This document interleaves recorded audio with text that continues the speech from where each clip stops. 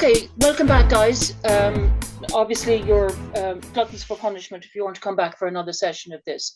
However, I'm enjoying trapping you all there to listen to me. Thank you very much for people who sent me emails in the last 2 weeks. Very useful questions and queries, some of which I will be dealing with today, have come up, and that's a very, very useful thing to do so that I know what you are finding that you absolutely need. And that's why I'm showing the picture again, slide again, very quickly, just to show you what my email is. And I will be asking you during the talk this morning to email me an answer to a question.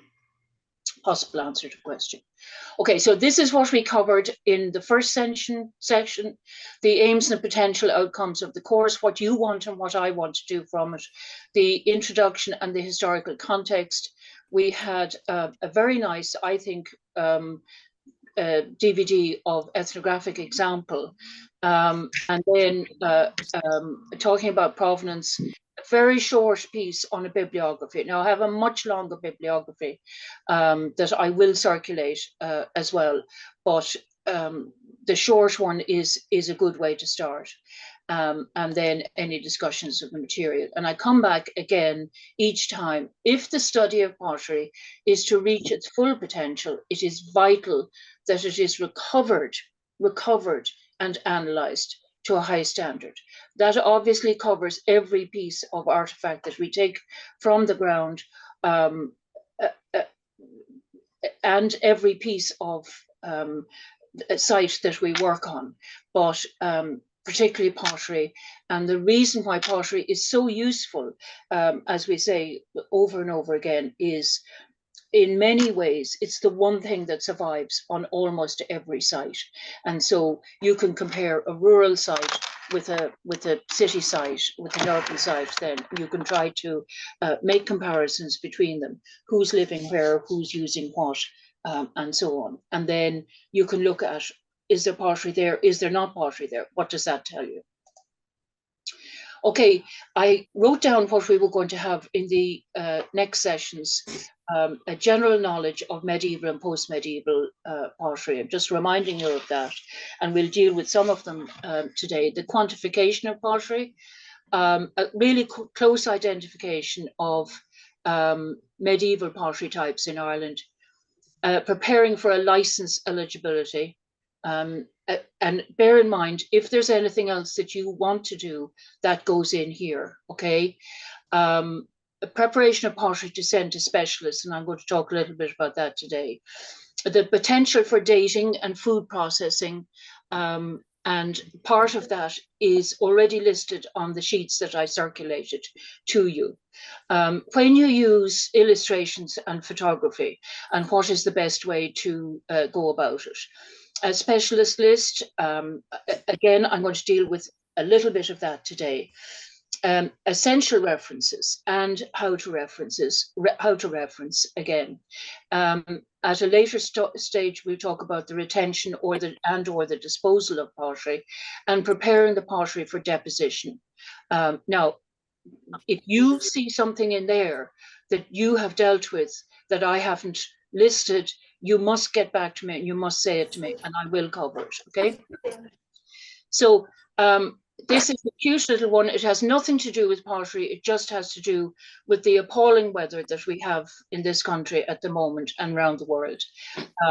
And it's also a plea to you to stick with the course if you possibly can, unless you find it absolutely ghastly.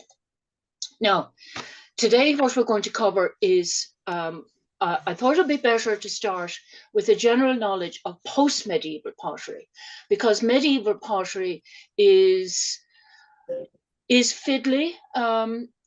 It's straightforward, but it's straightforward to me, but it's fiddly, and at least post-medieval pottery is the sort of thing that's found all over the country, and it's the same all over the country. And then you see, I'm not using the word specialist, okay? The preparation for either an in-house or an external report. I'm not using a specialist report, it's an external report. How we go about quantification, writing the report, illustrations in photography, when and how to use them, and essential references and how to reference correctly. So this is not necessarily the best way to go about sorting pottery, but it's very, I think the word cathartic could be used.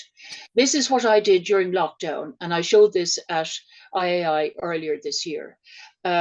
Just before the lockdown started, Sean Shanahan, who still remains a friend, arrived with a trailer and most of this pottery.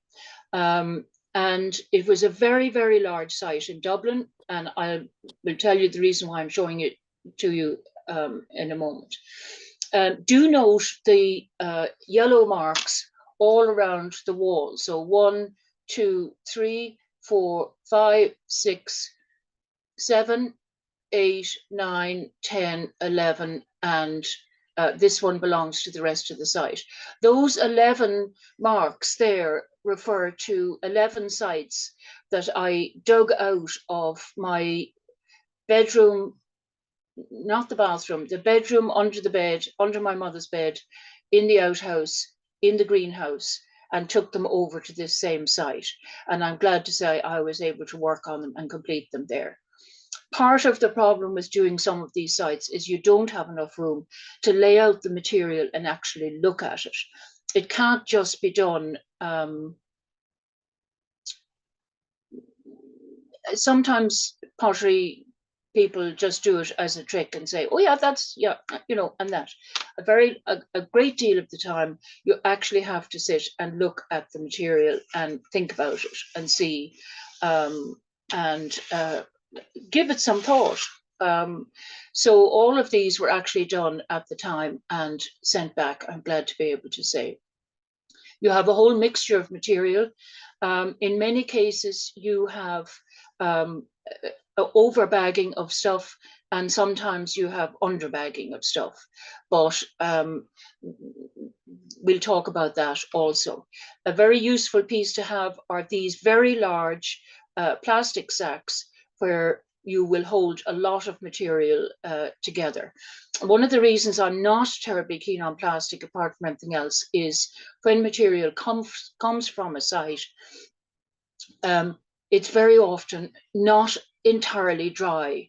It may look dry, it may appear to be dry, but in the case of what we'll call for shorthand Chinaware, it is dry because it doesn't absorb the water. But here's black glazed ware, and there's more over here. And in one of those boxes, I think there was tin glazed earthenware. That will absorb water into the clay, and it will take a long time to dry, much longer than you think. The surface may be dry, but inside is wet. And there's nothing worse for somebody working on pottery than to open a plastic bag and smell. It's basically sweat, okay? It's constant. It's a bag of concentrated sweat, and it's not nice, okay? So you need to have it really dry. And in having cardboard boxes, it allows the pottery to breathe. One of the things we did in the Waterford excavations was that we begged, borrowed, and stole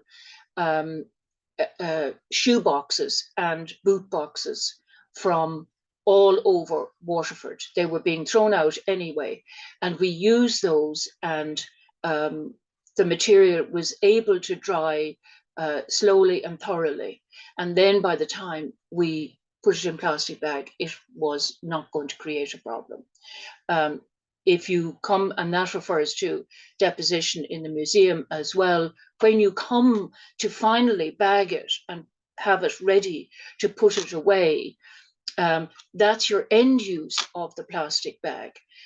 You can bag it easily and simply at that stage, and you can be sure that in coming back to it in 10 years' time, the museum are not going to open it up and find nasty little furry spots all over it. which is something that I found with some of the material in that was from the OPW. Now, the mold was actually dead on it. It was not live mold, but it certainly had mold on it. And it creates a major problem because the air in swords is it's retained inside. And so you're going to allow spores to be moved around to get onto the timbers and so on. So you have to be careful of other people's artifacts at the same time. Okay. Okay, so it's ceramics in Ireland, and it's the 14th to 16th century. I think when I talked to you last time, I talked to you about there are blocks of periods where there is pottery in Ireland, and then there's blocks, there's empty blocks, okay? So really looking at pottery in Ireland, we have it really pretty easy in comparison with people both in Britain and on the continent, because we don't have a continuous production and use of ceramics. So what we're going to concentrate on today is at the end of this period. So this is a second blank, semi-blank period of lack of pottery in Ireland. I'm not saying it's completely aceramic, but there is a lack of pottery, okay? So from the 14th century onwards, you have crop failure and animal disease. Now, these are discussed in the annals, and they're highlighted all the way through. And many of you would be much more familiar with these than I am, but depending on where you're coming from into this. There's very poor weather. There's really quite disastrous times. And bear in mind, this is coming at the end of what I talked about the previous time. There was a short period of what might be called Pax Hibernica, I should say, Pax Hibernia, which was at the end of the 13th and the beginning of the 14th century, when it seemed as though things were settling down. And it's at that stage that you have the Anglo-Normans in a second wave who are building outlying farmsteads. They're building they're constructing the square lists, as we call them. They're settling out into the farms outside the city walls, and they're moving out and settling into the population. And there's a brief period when it looks like everyone might settle down together, okay? But at the end of that, just into the 14th century, the things go from bad to worse. As you can see, the Bruce invasion, it's the invitation to the Bruces to come to Ireland, specifically Edward Bruce. And for 2 years, I mean, it's the worst thing we could have done to ourselves.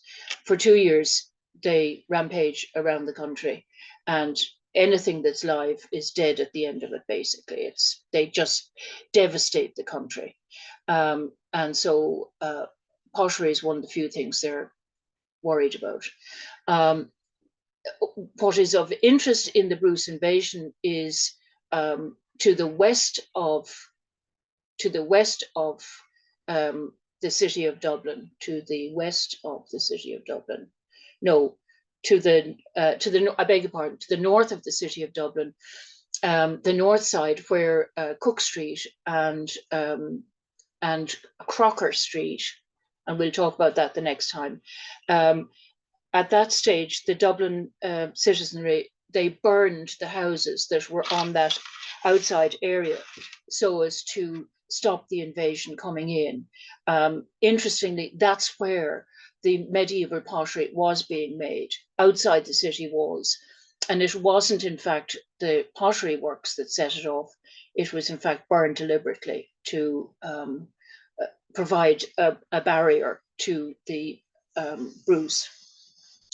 It sounds like a long time. It is probably a lifetime in the medieval period. By 20 years later is the start of the 100 Years' War. So really, the context of the 14th century is very troubled and very warlike, and nobody sitting around knitting hats for their little pieces of pottery or anything. They're times are very bad. Halfway just into, in fact, the 100 Years' War between Britain and France, between England and France, which of necessity brings us into it, obviously. You have the Black Death, which absolutely decimates the towns, as we know. And the towns are really, with the Anglo-Normans in them, are the area which are really the center of the Anglo-Norman people, not out in the countryside too much unless you're heavily defended. They're no sooner finished with the 100 Years' War than the English go into the Wars of the Roses and beat the hell out of each other. And then, I daren't even say the word, but then you get the Tudors, and we know what the Tudors are like for us, okay? However, on a more positive note, what you have is the start of the Age of Exploration. And so you have people heading for the Americas, for trying to get around the world, doing various different things. And so there's hope on the horizon with different things coming in. Okay, this is the question on top here. And I would like all of you to, if you feel confident, you can put it into the message. If you don't feel confident and you don't want to put your name into it, you can send me just a quick email. It's a very simple answer, but I would like you to understand why we number pottery sherds. So the pottery we're going to look at today, we have 4 different types. And so when we talk about glazed earthenware, we're talking about medieval pottery, okay? And we're talking about post-medieval pottery. But in the understanding of that, it's lead glazed, okay? It's glazed with lead, as distinct from tin glazed, okay? Which is a cheaper form. Lead glaze is a cheaper form. Sometimes you'll have tin glazed on the front and you'll have lead glazed on the back. But tin doesn't stick to the clay in the same way as lead adheres to it. And so what you need to be able to do is understand what you've got in your hand, that it's tin glazed, and thereby what sort of date it might be. The overwhelming group of pottery that we have, obviously, is lead glazed earthenware of various different forms, and I'm going to show those to you. You have porcelain, which, as I say, in the Age of Exploration, that starts to come out in around the 1640s. This comes out from China. And the Eastern China, Japan, and so on are so far away and ahead of the Western world in making this material. It's a different clay. It fires much higher. It's very organized. It's under the patronage of the emperor very often. And it's a very, very different type of material, very, very hard.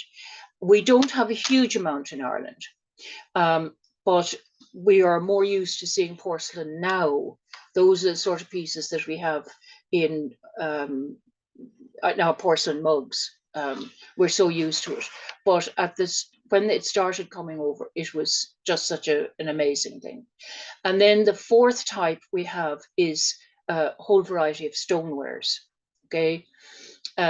The ones you will want to know here are the German stonewares, but you do know all of the stoneware bottles that we get in the 19th century, and I'll show you some of those as well. So there are basically 4 types of pottery.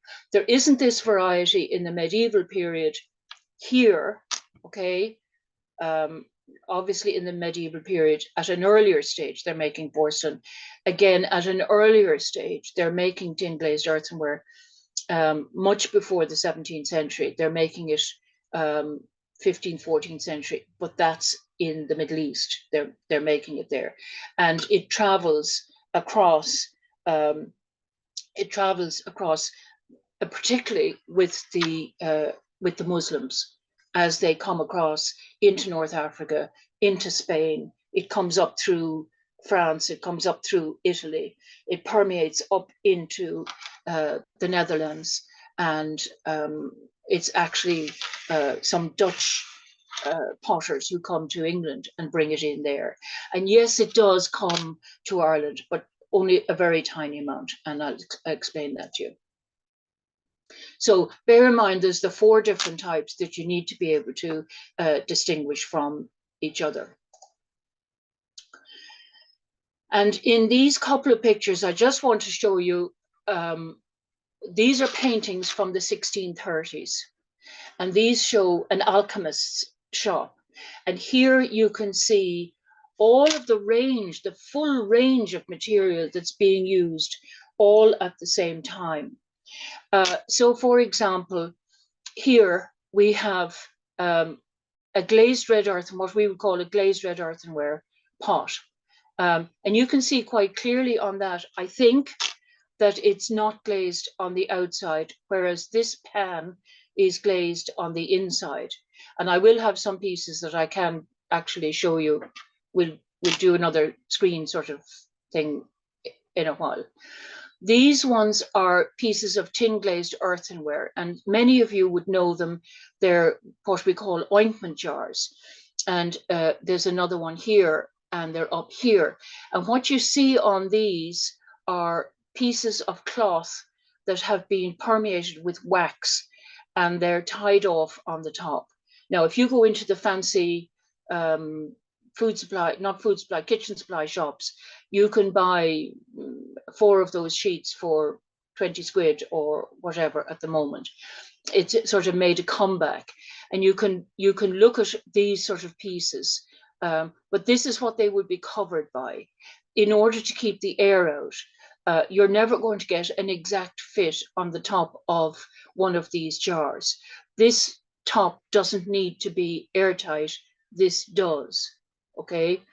And these jars would have been filled with ointment, depending on the size, and they come in all different sizes.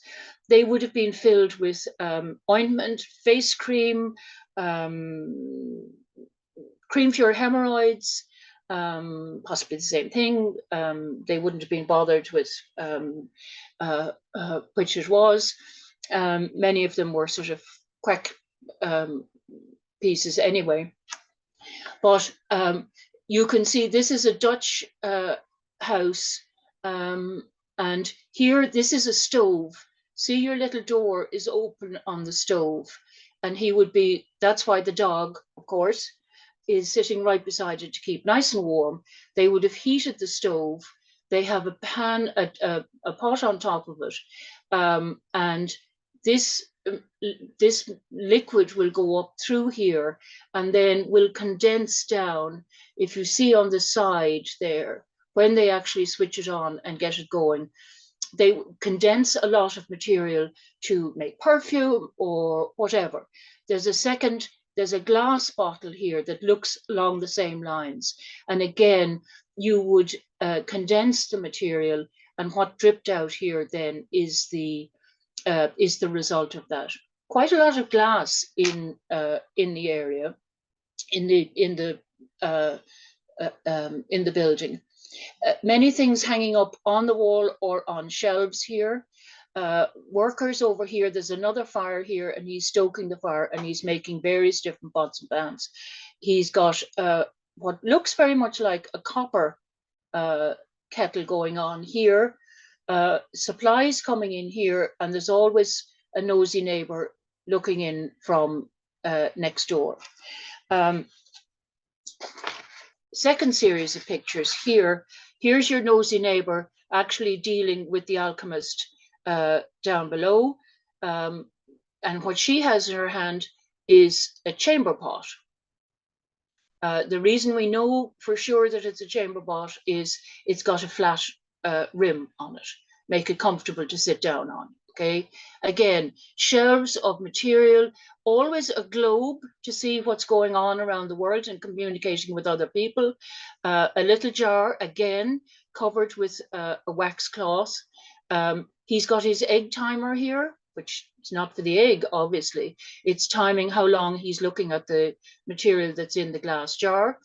These are very often, these glass ones are very often used. If you peed into it, they would be able to tell you what was good and what was bad and what you needed to do. They prescribe the medicine on that basis. And they're very, very similar when you look at them. Again, he's by his window here. This is the same jar. Certain it's the same jar.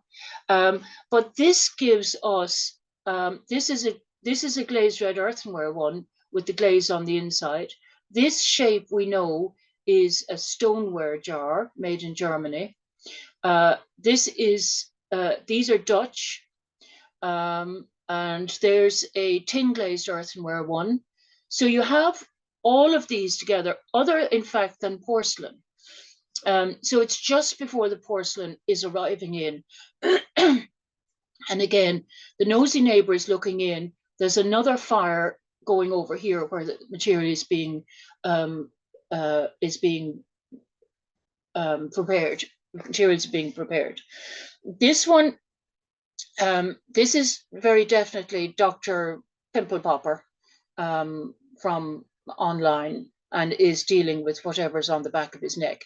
Actually, what has he got? He probably has, he's applying leeches to have bloodletting on the back here. And this one is getting something done to his arm, possibly bloodletting as well. They were very strong on that. And here, I love the window here again. Somebody looking in from an inside window. Again, consistently, the material is the same. That poor little monkey has a heavy ball on his leg, so he can't actually get anywhere. Rather unpleasant. But again, these big jars feature all the time. These great big jars with whatever base material they have in it, and a waxed cover on top to keep clean and dry. Skulls, for whatever reason. Are they in the picture to remind us of mortality? Are they grinding up pieces of bone to put into various medicinal pieces? The reason I hark on a bit about that is because Alan Hayden had a very, very interesting collection of pottery from Kevin Street in Dublin. And some of you may have seen, he gave a talk to the Medieval Dublin series in Trinity some years ago. And I've actually been working on the pottery. Don't remind Alan, I've only half of it done. But what I wrote a little bit about it was, one of the extraordinary things that he had was he had small ointment pots this size made in glazed red earthenware. And something that I've never seen before, one of them was marked 1639, would you believe? And yes, are we certain that it's original? Yes, we are. There's a way that the numbers are made that really can't be faked unless you're a complete faker. And so if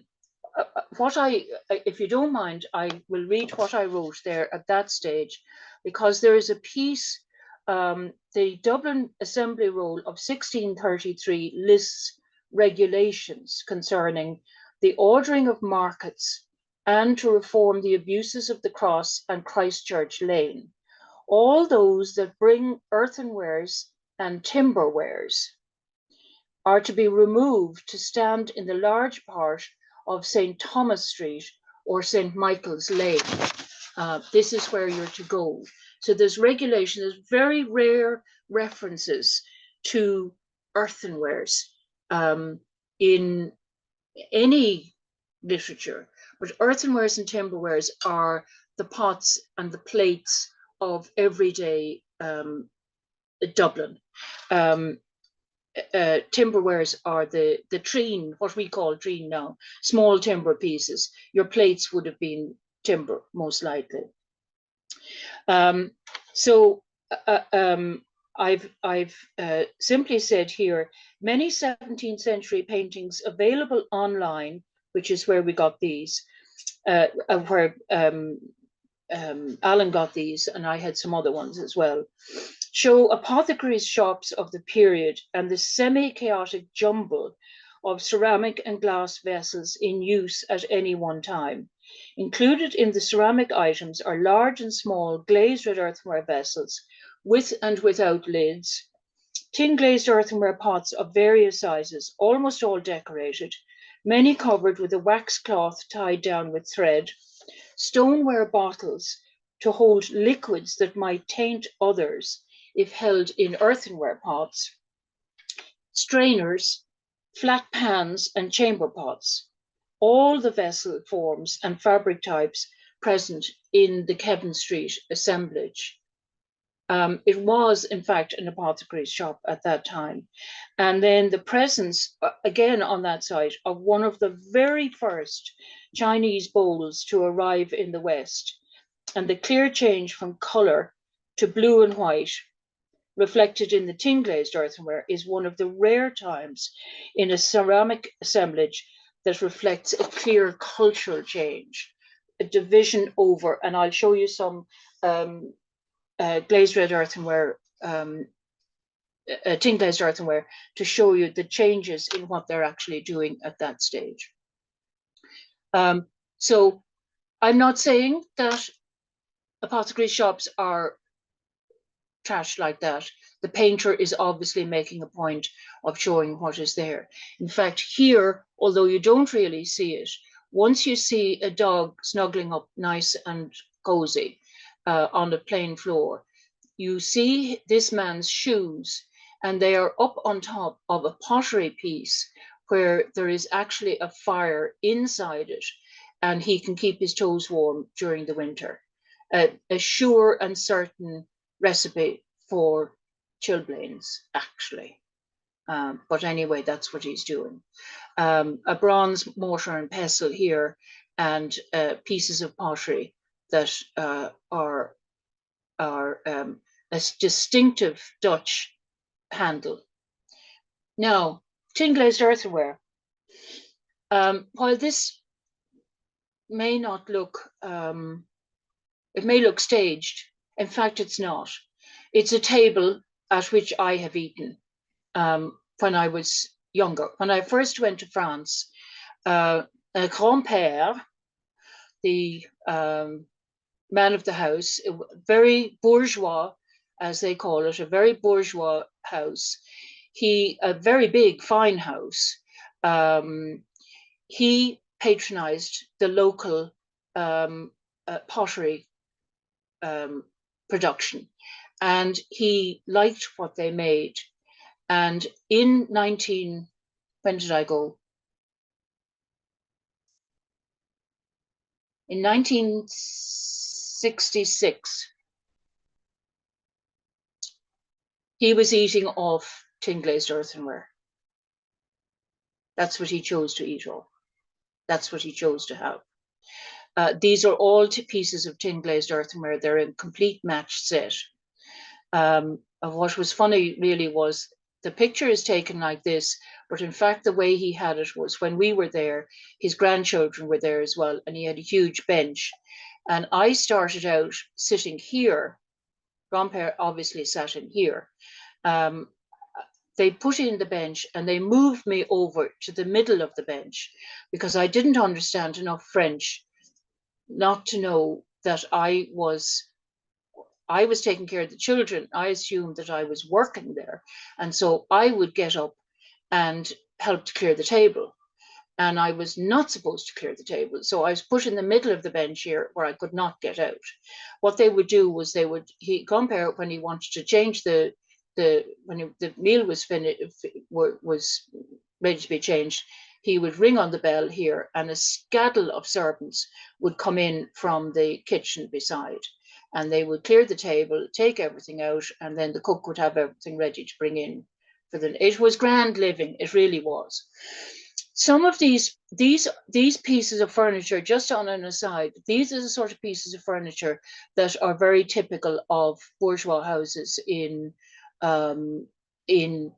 France, and many of the rooms were stuffed with these. They were furniture display areas, and many of them were swiped out of the castles, the various different chateaux, in the late 17, early 1800s, with the revolution. And they were very proud to have these pieces. And within some of them, it appears to me, in discussion with other French archaeologists, these may have survived intact with medieval pottery in them. You don't really see this piece very closely, but if you can have a look at it, these are pieces that were made. There's a little circular hole here, and there are flowers. Here you can see there's a flower for each person as they sit, and this is a knife and fork rest in between. That's where you rest your knife and fork in between courses. I mean, very nice way to eat. And a fabulous oak table, Louis XIII oak table, which scrubbed up nicely. This is another use for tin glazed earthenware. I really like this poor fellow. He's not feeling well at all, but this is his chamber pot, and which is normally under the bed, but here he is barfing away madly. And you can see the period of time that he's in. It's when the men have their head shaved and they're wearing wigs. So it's pretty cold at night, so they wear a big cap to keep themselves warm. So you're looking at wigs, and you're looking then at wig curlers. Okay, everything all goes round, and all is attached to everything else. Okay, at the start I said to you I wasn't going to talk about specialists again, so I will read this.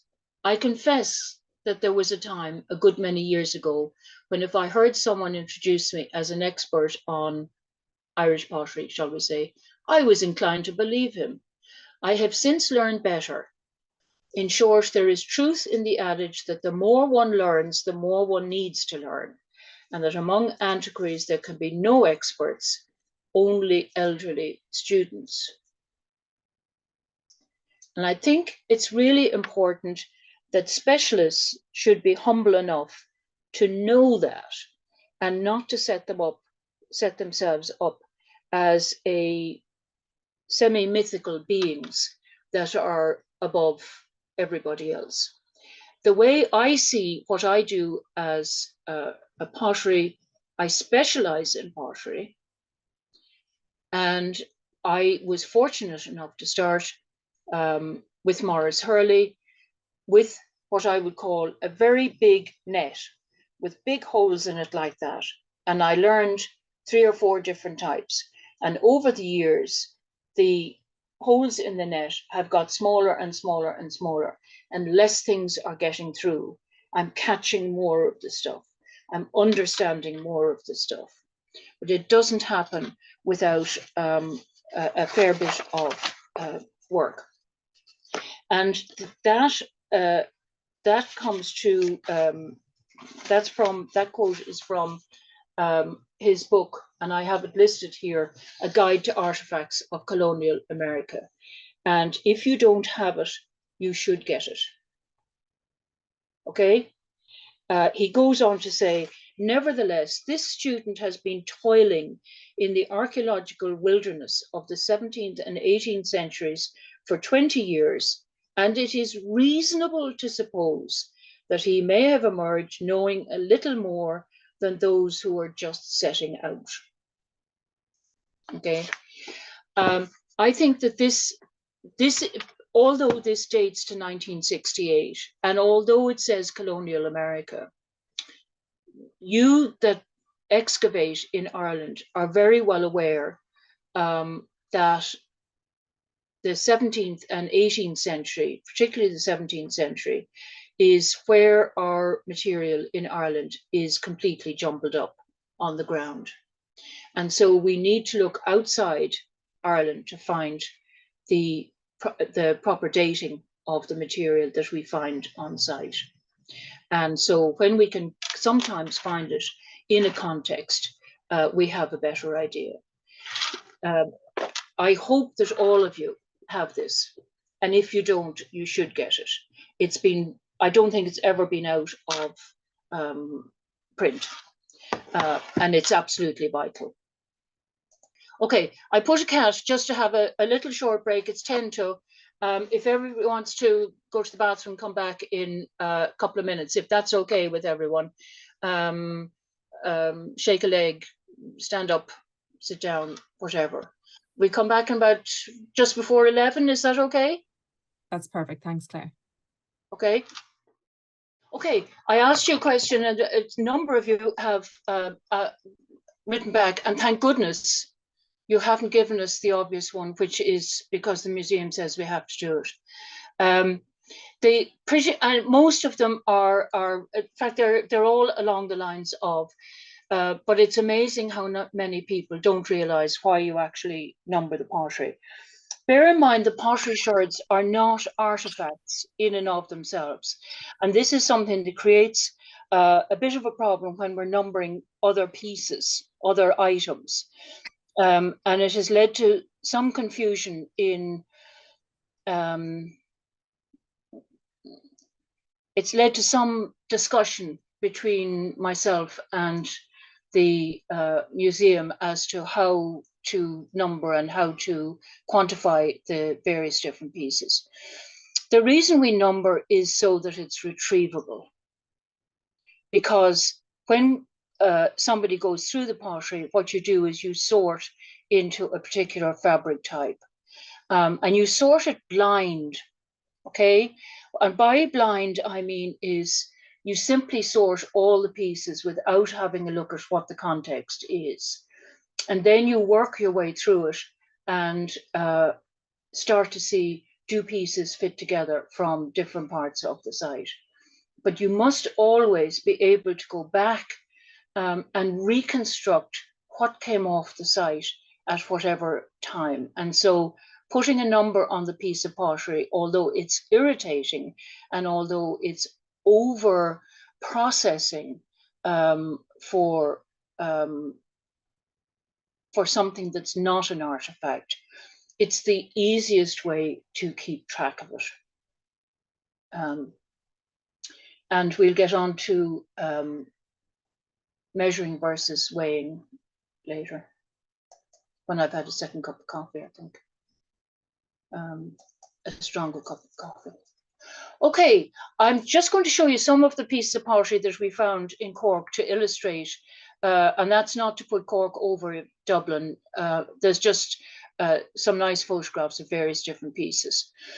This is what's known as a Cologne Bartman stoneware jug. Okay, it's a piece of pottery that's made as stoneware. And the reason it's so useful and the reason it has this bunch of coins coming out of it is this piece was found buried in the ground in Grattan Street. And the coins came out after 400 years. These coins date to the mid-1500s. They're all silver except for 4, I think it is. And they were all accepted around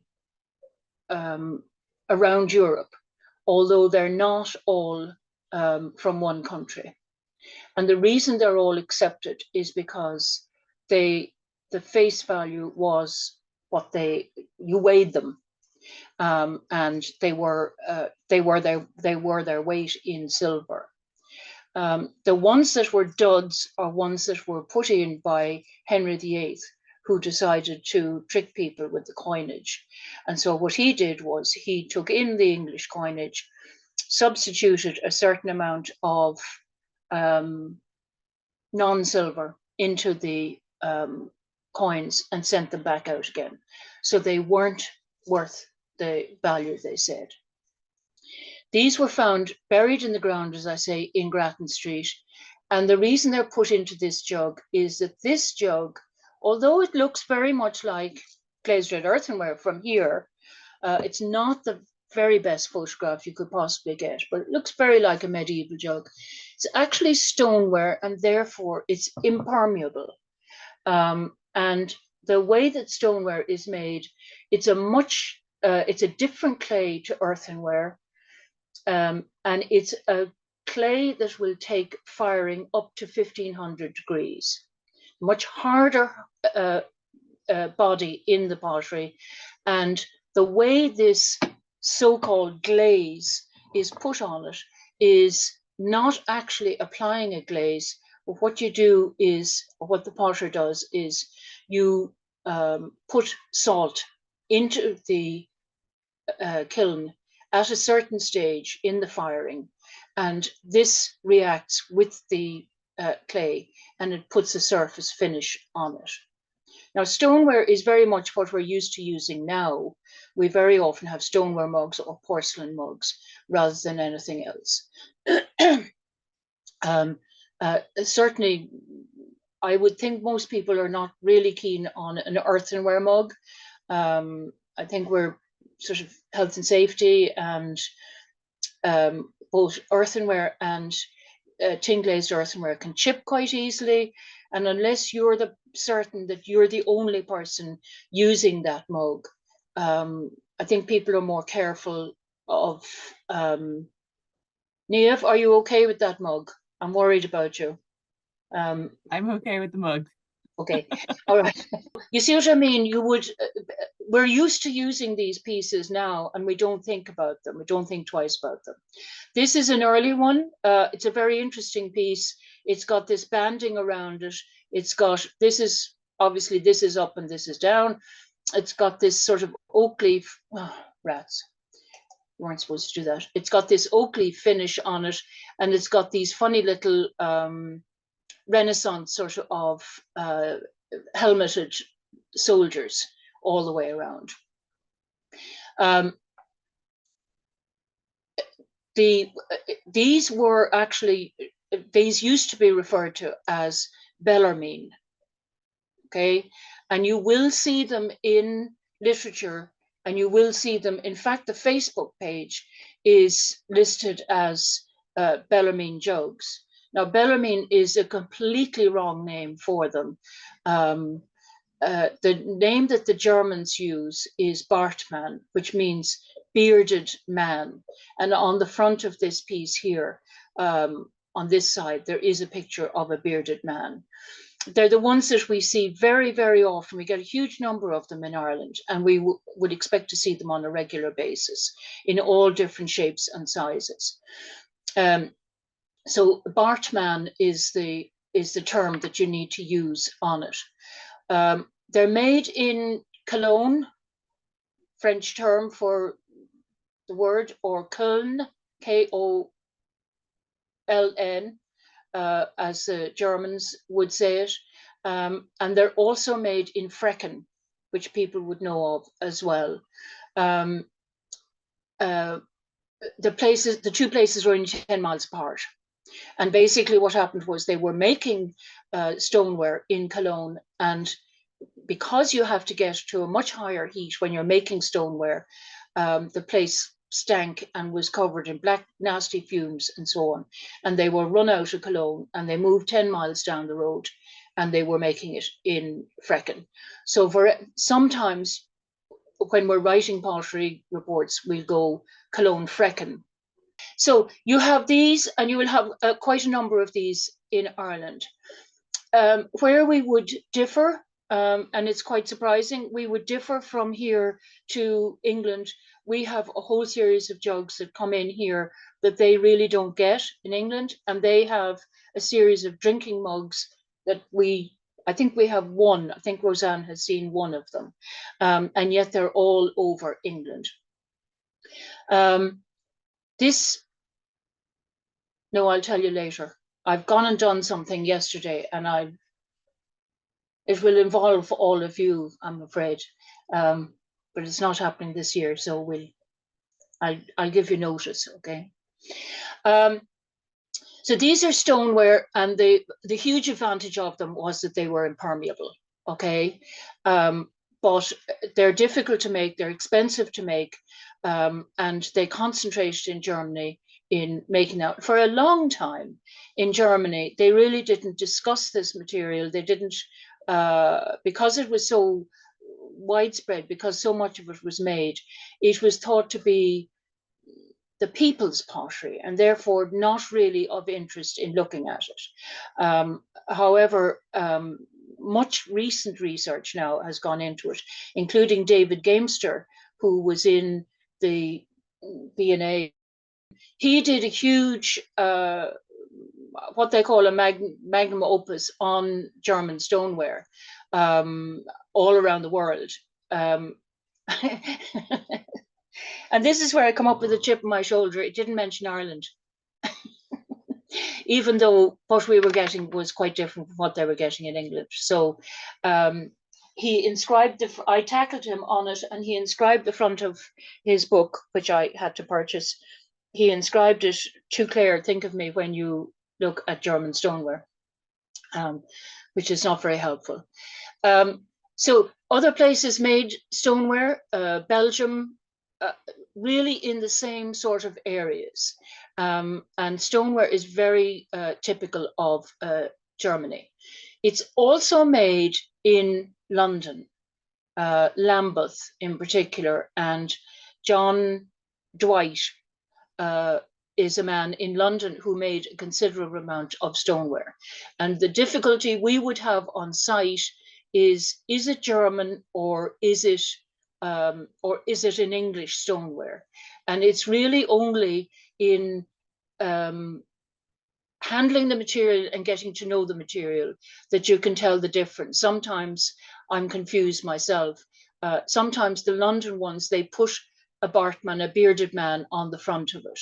But handling it and getting to know it, what your first responsibility is to know, is it stoneware? Is it stoneware? Is it earthenware? Is it porcelain? Is it tin glazed earthenware? You need to start from that. And in the handling session, we will have stonewares to work with, and people should be bringing material with them. Okay, this is one of my very favorite pieces in the whole wide world, okay? Because this is a piece, this is earthenware. I think you can see that it's earthenware rather than stoneware. It has a lead glaze on it. This is a clear lead glaze. Why do I say that? Because it turns orange on the clay and it picks up color from the clay. This has copper added to it. That's why it's gone green, okay? It's taken up a different color. Otherwise, if you put a clear lead glaze onto a clay, it will take up the color from it. This is called a chafing dish, chaffing dish, sometimes pronounced. Chafing dish is, this is a 16th century piece and it comes from France. What you did was you put charcoal into the center here, and then you light the the charcoal is lit. You take it from a fire and you put a pan across the top, and the air comes in here. These are made in a whole series of different ways, okay? The air, in this one, the air comes in through these semicircles, keeps the charcoal going, and you can cook on top of this. This is the 16th century variety. This is a very plain one. We get very highly decorated ones here in Ireland, and we get them all over the country. You can expect to find some in the 16th, and it's very indicative of the 16th century.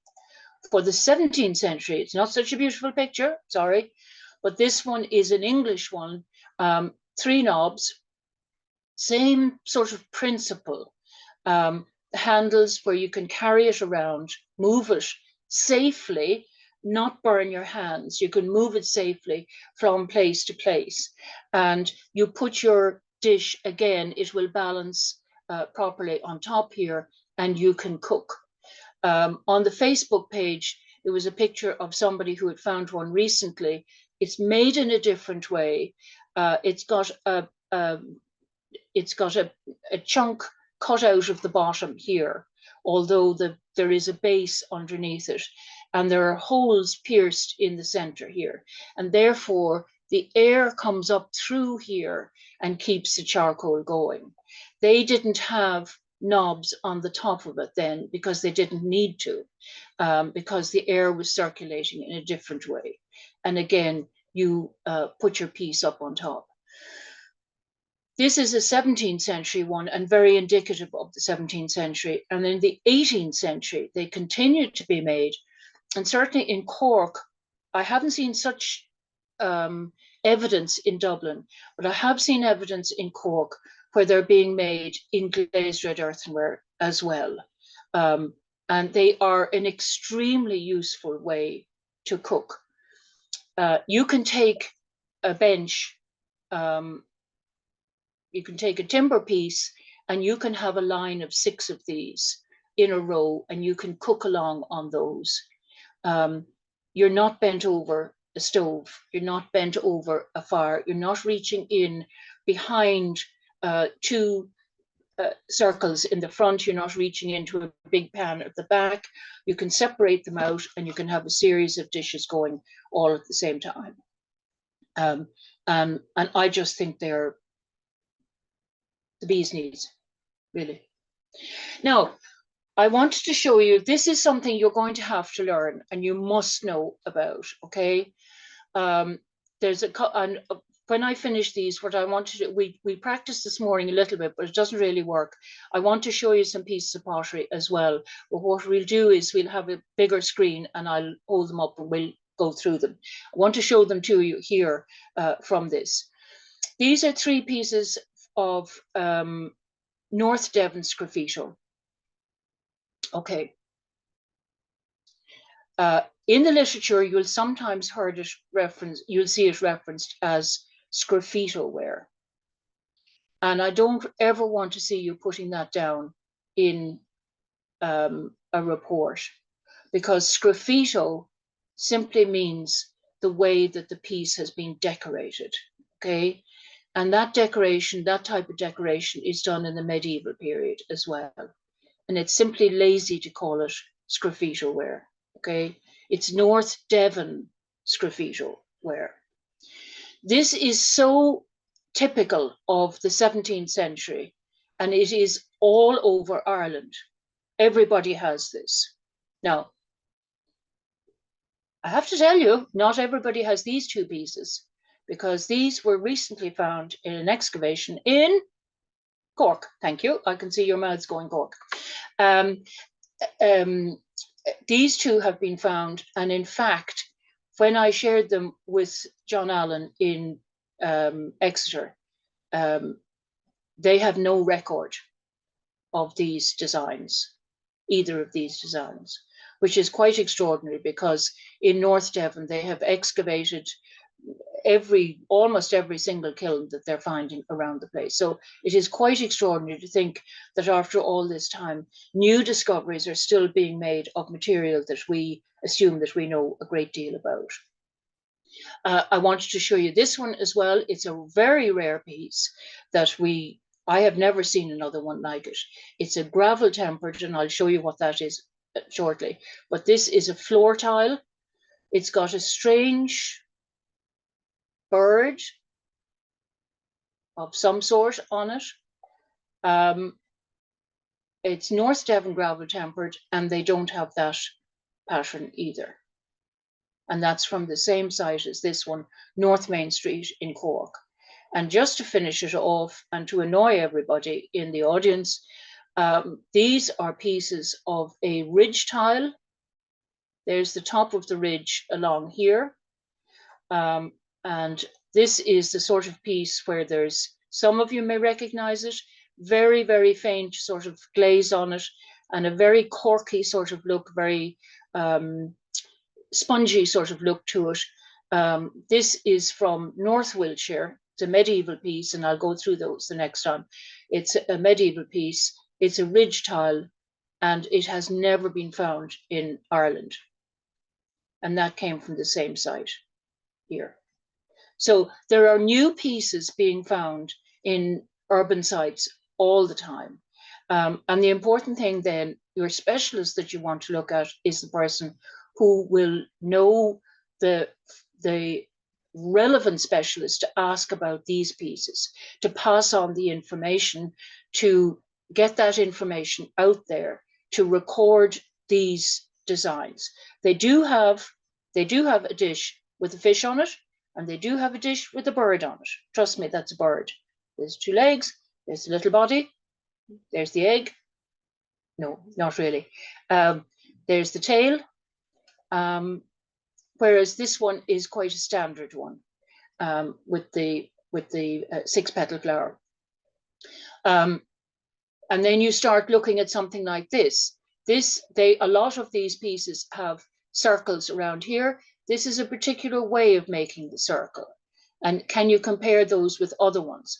Where you see where the line is drawn up here, and they're going to circle around here, and they come up from it, and they go round and round here, and they go circle up to the next one. Okay, enough.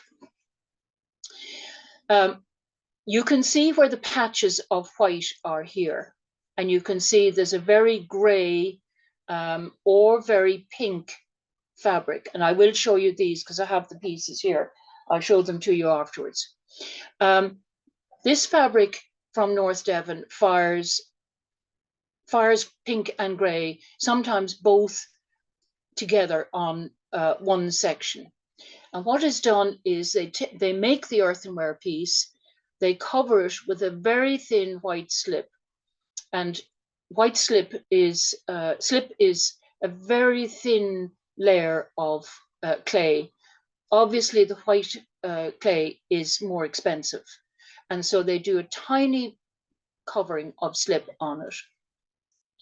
And on that, they then cut through the designs very confidently. That's a very confident person working through. They know where their patterns are, where their numbers are. Now, what do they put in first? Do they use, I would suggest that they use a compass on something like that to get that so perfect. And then they're taking the center point here, put this in, and then swish and swish. It's a piece of comb, very simple piece that we would see all the time. There's a considerable amount of decoration. This edge here has to be cut through, lines all around the top, rosettes around here. The entire thing then is covered with a clear glaze, clear lead glaze. And on that, on the white, it picks up as yellow. On where it's been cut through to the red clay, it picks up as brown. And that's what sgraffito is in North Devon. That's how they do it.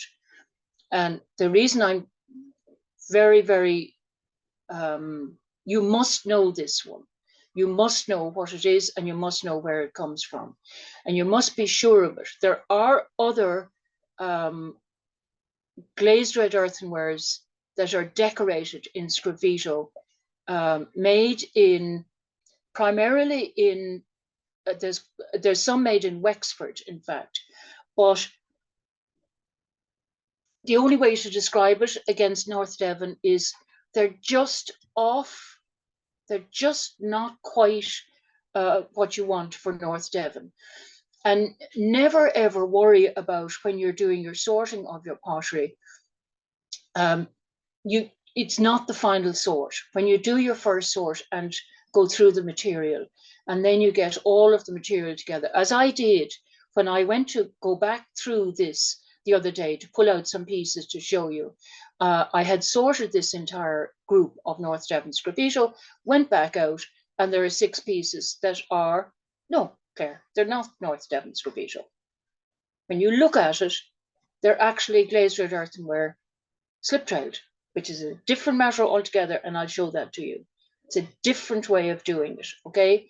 So don't be disheartened if you don't get them right when you look at it first, okay? You need to be able to see what you're doing. Okay, so these are very beautiful, and I'll show you the pieces shortly. Now, glazed red earthenware. You can't see it here, but I do have a photograph, and I'll show you. When they start making pottery in the post-medieval period, and the easiest way to describe the difference between the two, medieval and post-medieval, is in the post-medieval period, they glaze on the inside of a hollow vessel. This is called a hollow vessel or a flat vessel. They glaze on the inside, and there's a reason for that, they think.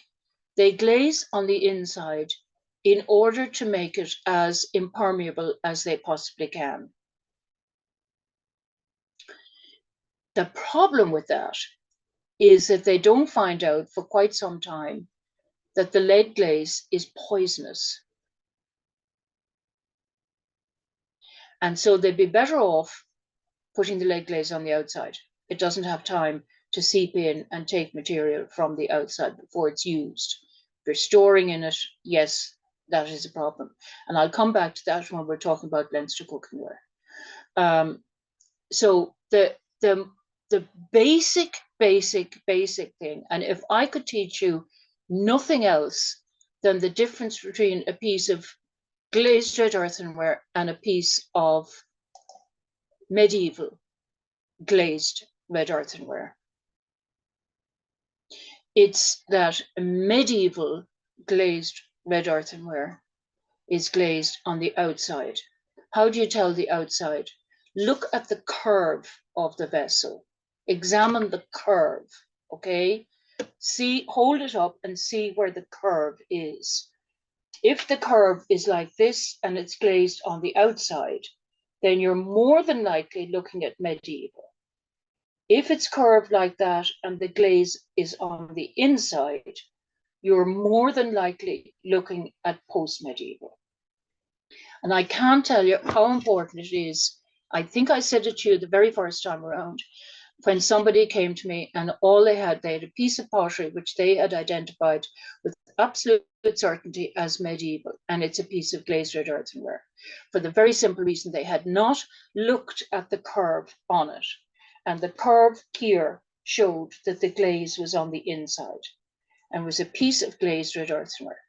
Glazed red earthenware in this country dates to the later 17th century. It takes over from the North Devon wares, okay? Takes over from them, supersedes them. And so what you're getting are all the same shapes and sizes of vessels that you'll get in the 17th century.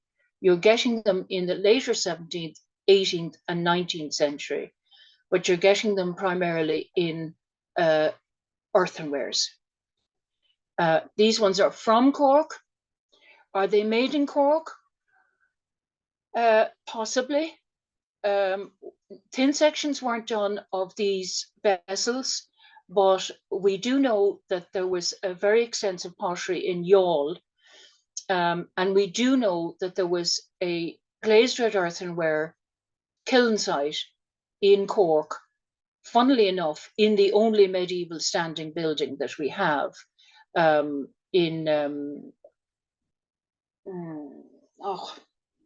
should know what it is.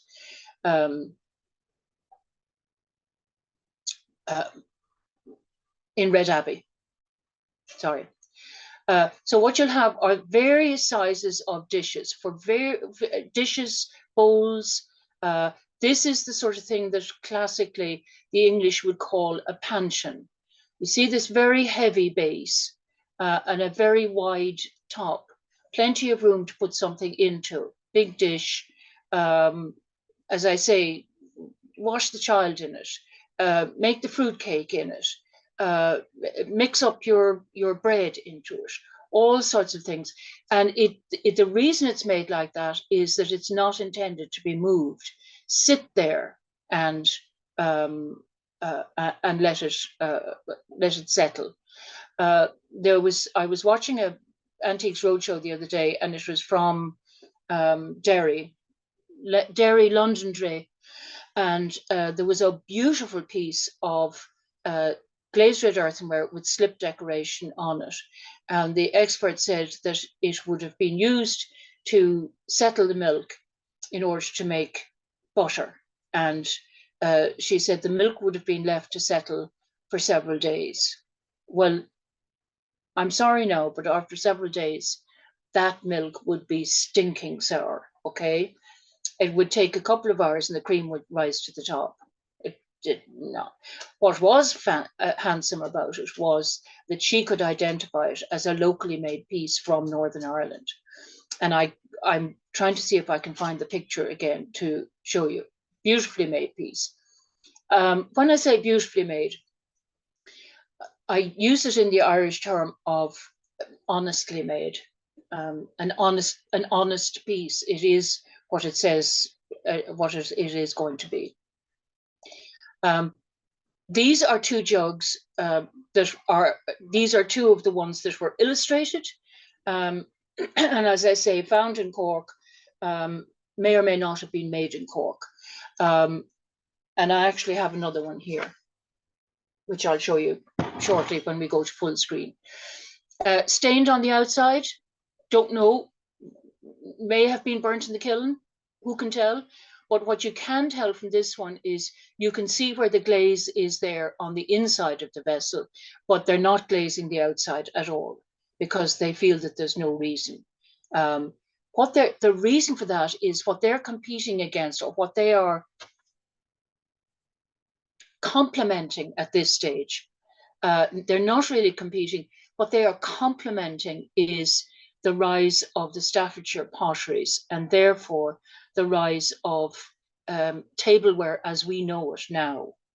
And so they're trying to make the pieces that are needed in the farm, in the kitchen, and so on. They're not trying to necessarily make tablewares other than few pieces that might be for the poorest of the poor.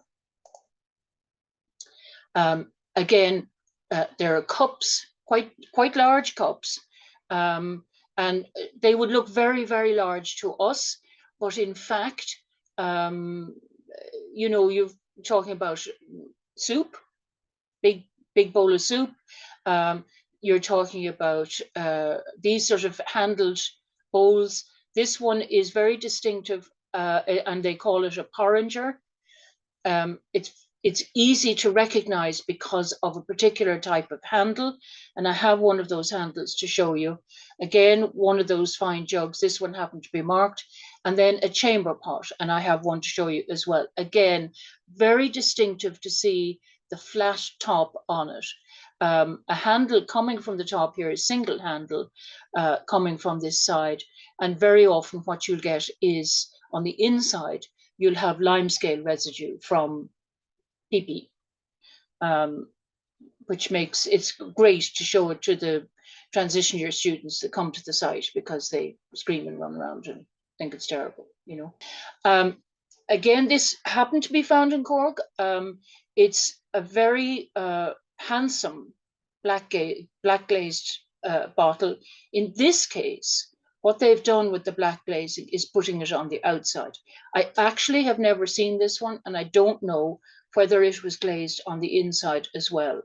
But black glazed vessels tend to be glazed on both sides. For what reason they do that, I don't know, other than perhaps they don't like the way that the earthenware section, the unglazed section, looks. And so quite a number of them will be glazed most of the way down, but not all the way down, okay? The simple reason that I put this in is in Cork, black glazed vessels are not common at all. Whereas when you're excavating in Dublin or possibly in other parts of the country, black glazing is the main type that you will find. And in Dublin, that's very simple. A lot of these come from North Wales and Lancashire. And that would be really beside you, okay? And so in Cork, we might have 90% glazed red earthenware vessels. They do the black glaze do the same thing. They're the same date, late 17th to 19th century, and the same shapes and the same dishes. Now, were these being made in Ireland? Yes, they were. And in the Waterford pottery section, there is a piece that you can quote directly from Roseanne, because she has studied, Roseanne Meenan, I should say, because she has studied black glazed wares in some considerable depth. She worked on Waterford, she's worked on Galway, she's worked on Dublin Castle, and so she's been able to see enough material to be able to compare it with each other. There are three types, and I'll give it to you very briefly. I'll summarize her very briefly. There are three main types of black glazed ware. One of them is a red earthenware that has a yellow marbling in the clay. So there's red and yellow clays being mixed together. And again, I'll show you these in the handling session, where it will be easier to look at the piece in your hand. There's red and yellow clays that are mixed together, and those are English, probably Lancashire. There's one like this, and I think you can see it there because it's gone so purple. It's called near stoneware. It's not made as a stoneware vessel, but it's been fired to such a height that such a temperature that it becomes purple and hard, and you'll see that in section again. And then there's a third one which is made in Ireland and tends to be quite a soft red earthenware with no inclusions in the clay. And that's the way Roseanne, she would be the expert on, she would be the person to go to on black glazed wares as they happen in Ireland. We did have, some years ago, we did have somebody over who worked on black glazed wares in Lancashire, Buckley area, that sort of thing. And she looked at the Dublin Castle material and she said, oh yes, we have those in Lancashire. And it's like, okay, what do you call them? And it's like, well, they're from Lancashire. And it's like, okay, but are we doing the right thing just having a generic term of Lancashire, Buckley? Surely we must be able to pin it down a bit more. And so far we haven't. So we work in Ireland with those three divisions on it, okay? Two probably English Welsh, one probably Irish. Now, here are your stonewares, and so in some cases, and they're used for every single thing. And the reason they're used here is because, as I said to you, they're impermeable, okay? The Cologne pot that I showed you, the Cologne stoneware jug, has a very raised, pimply sort of finish on it, but it was being made for a decorative purpose. These are made, they're industrially made, and they're made specifically to be useful pieces. This is just before the making of glass in a way that is commercially viable, okay? This is the end of the 19th century. These are still being made through the 19th century. And so here, this is easy to know. This is Parazone, okay? There's bleach in that, and you're going to be pouring it out, okay? This one, this is textured extract pot. Thank goodness most of you won't know what it is. Think Bovril or Marmite, actually. Extract, okay? And it isn't that the extract is textured, it's that the pot is textured, okay? See the design and the pattern that's been put on around here. They've just made it look a little bit fancy.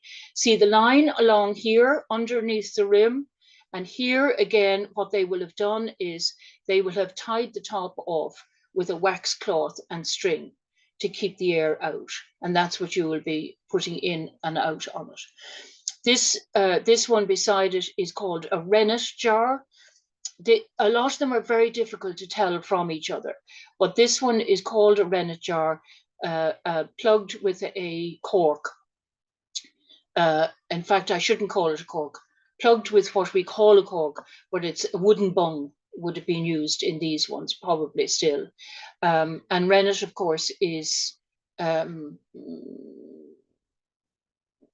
something from a lamb's stomach that is used. I think it is. I'm probably wrong. It's something not very pleasant anyway, and it's used. Rennet is used in cheese making, and it will sort of curdle the cream that has, of course, been sitting in the dish for the last 3 days. This is a cream. This is a fresh cream jar, and this one here together both have transfer printing on them as their design. These are fabulous because they are what they say they're going to be. Okay, and it's the same sort of thing. It's the same sort of thing. I have a series of these ones where the designs and the names are printed onto them. This one, in contrast, this is a paper label. The problem is when that paper label is washed off, we have no idea what it's going to be used for. This one specifically was used for Scotch marmalade. And again, it's going to be tied off at the top, or there may be a large bung, a large cork put into it. And I can show you one that I have here with that sort of cork. This one at the top here, furniture whiskey, furniture polish, ginger jar. Okay, so this is a ginger jar, and what they have here is the type of top that will have a sort of suction in it. It will go inside the top and will press down and may exclude the air when it's on that way. Okay, furniture polish here, a blacking bottle. Somebody put up on one of the Facebook pages the other day a piece like this, and the bottle said blacking bottle, and said, what is a blacking bottle? What does a blacking bottle hold? And some not very helpful expert put in, it holds blacking, which really is a very stupid and a very unpleasant way to answer it, because most people don't know what blacking is any longer or what it was used for. So blacking is basically, if you were still polishing your shoes, it's a liquid form of that black shoe polish. What is it used for?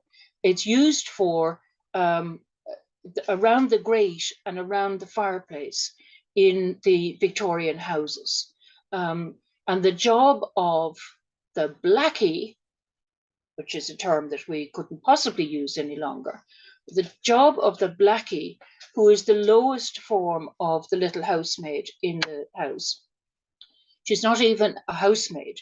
She has to go and do all the fireplaces throughout the house every single day, make sure that they're ready to light the fire, and she has to go in, clean, polish, and smarten up the fireplace. And the reason she's called a blackie is because her hands are never clean, because she has boot polish on her hands constantly. And in the nature of things, she wants to rise up to such an extent that she can become a housemaid. She would love to be washing the pots and pans and getting her hands clean. So here we have furniture polish. This one clearly says ink.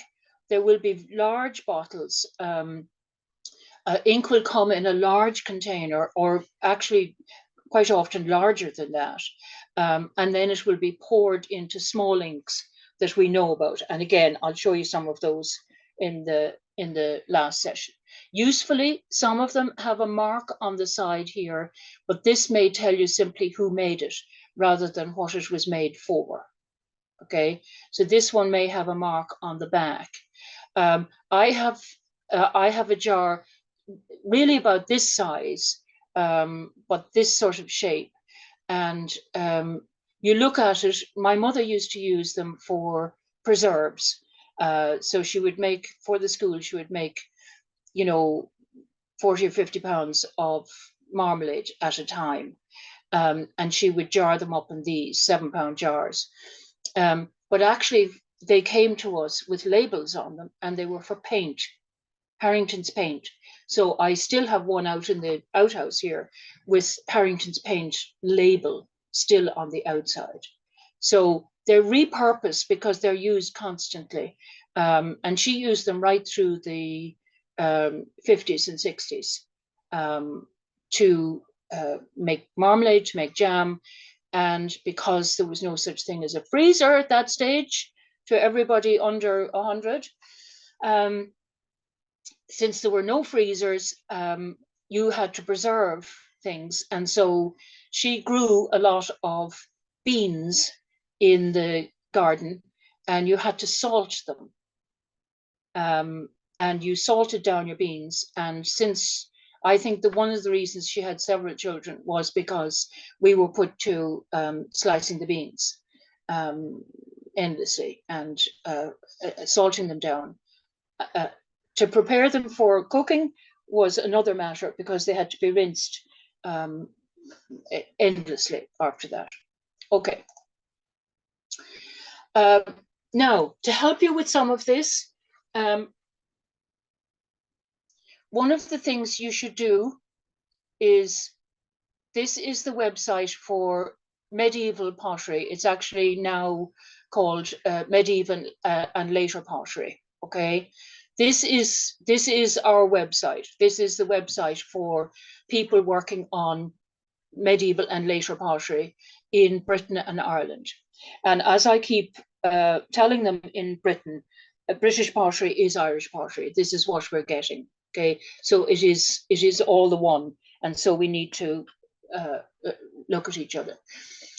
Go into that one, look under publications, and look under occasional papers, and download a guide to the classification of medieval ceramic forms. It hasn't been updated, but it is one of the most, it's one of the most useful things you can have. And I will show you, I have a copy here, and I will show you the way it's laid out. It's a loose leaf, and it's intended to be updated as we find or change ideas on forms.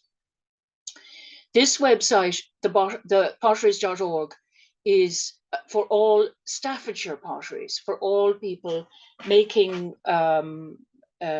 making what we think of as modern pottery. I know you don't think of that as modern pottery, but 19th century pottery. Okay, this sort of piece, you can look this up, and if you have a mark on the back of it, I don't, but I have another piece that has a mark which tells me who made it and what date it is. Okay. And then the other book, and I think Elaine will back me on this one, the other book that you absolutely should have, and it's not out of print, and I think there are still some copies, is Hurst, Neal and Van Bunigen, published in 1986, Pottery produced and traded in Northwest Europe, 1350 to 1650. The reason I recommend it is, along with Ivor Noel Hume, is it's your starter, okay? It's not, start from there, and then you know where to look for more specific and more developed material. And I will show you the book, and I'll show you some of the pictures in that as we go along. Now, what can you come up with on the pottery? These are two pieces that I found, that were found in Dominic Street in 2019. Okay, so what you have here is, this looks like a cat, This also looks like the tail of a cat. So these look like they're coming together. Here's your C. And so somebody asked me about whether you have illustrations or whether you have drawings or pictures. In the case of the more modern material, what you can have is, if you can find them, you can get these two pieces, photograph them, and then find the cartoon that goes with it. C begins cat and carpet and cup. Okay, so what they say here is, showing the cartoon is a cheese. There's a cage, there's a canary, there's a cockatoo, there's a cat, there's a mouse. Here's your carpet. So what they're doing is they're teaching the alphabet. And this particular mug has C and D on it. I still think that the D is pretty dumb, because it's D is for dash, who nicely sits up.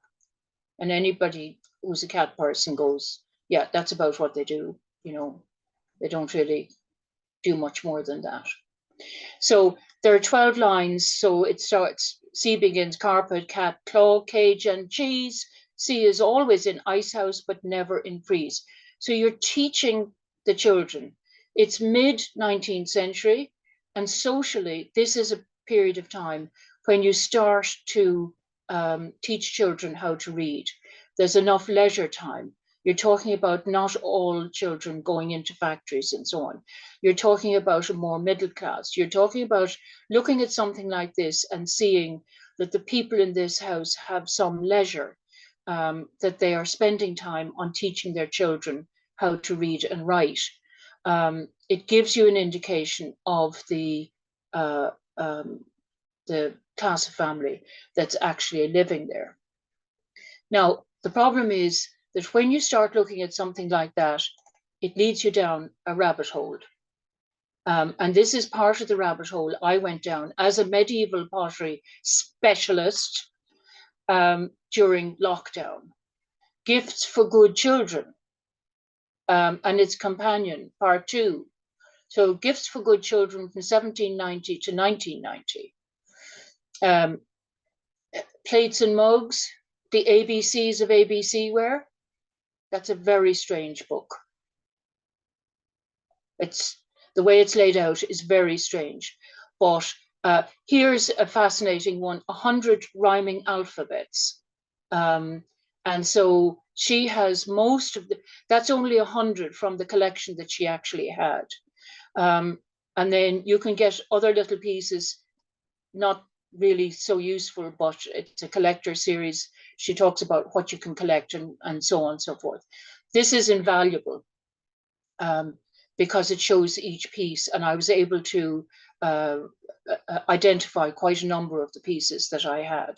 And then when you get a piece, you can also Facebook. This is the advantage that everybody has these days. Stick it up on Facebook and say, look, I'm an archaeologist, so I don't have a complete one to show you. I have a piece. This is what I've looked at. This is where I've researched. I can't find it. Could somebody please help me? And they are elderly people sitting at their computers, gagging to help, gagging to send out the information to you, to be able to show you where this material is. And I will show you a piece shortly when we come to that. Okay, you're writing a report. What do you need from me? What do I need from you? In writing a report, as an in-house or coming to somebody else to do it, it's a technical report, okay? It's not a fairy story. It does not need to be padded. It does not need to have anything more than absolutely stripped back bare in it. It's an appendix to the main report, which is the site report, okay? And so if you want to write something more in-depth about it, then you take more material and you can compare one site with another. I've just done a piece recently where I talked about what we called lamps in Wexford, but having seen more of them over a number of years, it gave me time to think about it and realize, firstly, they're not lamps. Secondly, they seem to be just in Wexford. And thirdly, they're rushlight lamps rather than a traditional lamp. Again, I'll show you that in a moment. And to compare them with a stone one, and to put in fancy little introductions at the beginning and the end. You don't do that when you're writing a technical report. I got away with a little bit at the start of each chapter in my thesis, even though there was a bit of frowning going on when I did it. But I did get away with a little bit. As I say, the bibliography, I headed it with Hamlet's quotation, words, words, words. And at the conclusion, I put under that, I said, the burden was lifted from his back. Really, they didn't find it very funny.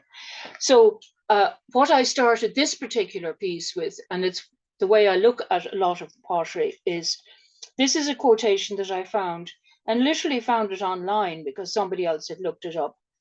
The question is, are we as archaeologists anxious to penetrate into the life of the past, to scan the household arrangements of the humble as well as the wealthy, to become familiar, as far as the remnants of antiquity will permit, with the means and fashions of every grade of society? For if this be our aim and province, then scorn not the matters here presented, and turn not away with contempt from the smallest item, the merest trifle, which affords a glimpse of the social aspect of bygone times. Okay, written in the language of 1890, but that was a period of time when they really didn't look at the pieces of pottery that and the bits and pieces that we have now in the way that we do now. And so I, having had that word piece, which affords a glimpse of the social aspect, I titled my piece, A Glimpse of Light in Wexford, Late Medieval Rushlight Holders. And that's when you can do it less than technical. You can have the technical information, but in this report, you start in as a technical report and keep it straightforward. Okay, your quantification. It's really important and to set the guidelines right at the start and say, how many pieces of pottery am I dealing with? Okay. It doesn't have to be varied at any stage. Every single report I write, I introduce and I say 950 pieces of pottery were presented for study. What's my assemblage? I need to know that, because the other pottery person who will be reading this, there's very few people who will be reading it anyway. The other pottery person that will be reading it will be saying, what is the assemblage? What size is the assemblage? What am I dealing with? Okay, 950 pieces of pottery were presented for study. Following identification and some reassembly, either within and between contexts, this was reduced to 840. Of which X are medieval. Okay, so it's very clear what I'm dealing with. It's not an exciting sentence, but it's straightforward, and it means everybody coming to it. We know when we do illustrations are done in a set way so that they can be read clearly. Okay, anybody can come to an illustration and go, yes, I know this is the outside, this is the inside, this is what's being shown, and this is the cross section. Okay, you have to make it easy to read it. So that's your quantification. You count your number of sherds which you have washed, dried thoroughly, and numbered. And we'll talk about numbering later. You then put in a sentence about your methodology. How did you look at them? Okay. Some people will go all out and will look at every single sherd under a microscope. Not a microscope, a magnifying glass. Others will not. And some people might be taken as what are called lumpers or splitters. And you see a tiny difference and you put it into another group. You have to understand that most of the pottery that's made up to the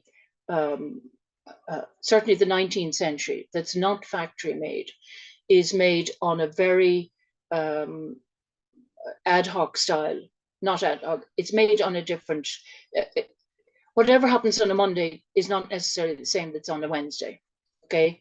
And Alan Vince, who was one of the most experienced people in thin sectioning and so on, he said, look, you know, the same fabric can be used by two different potters in the same area to have a completely different type of pottery, completely different decorations, or 6 different clays can be used by one potter. So, you know, don't get hung up on what you have to do is you have to try to understand pottery like a Venn diagram. And it's kind of curious, my maths teacher would be falling over with laughter thinking that I was using or referencing a Venn diagram.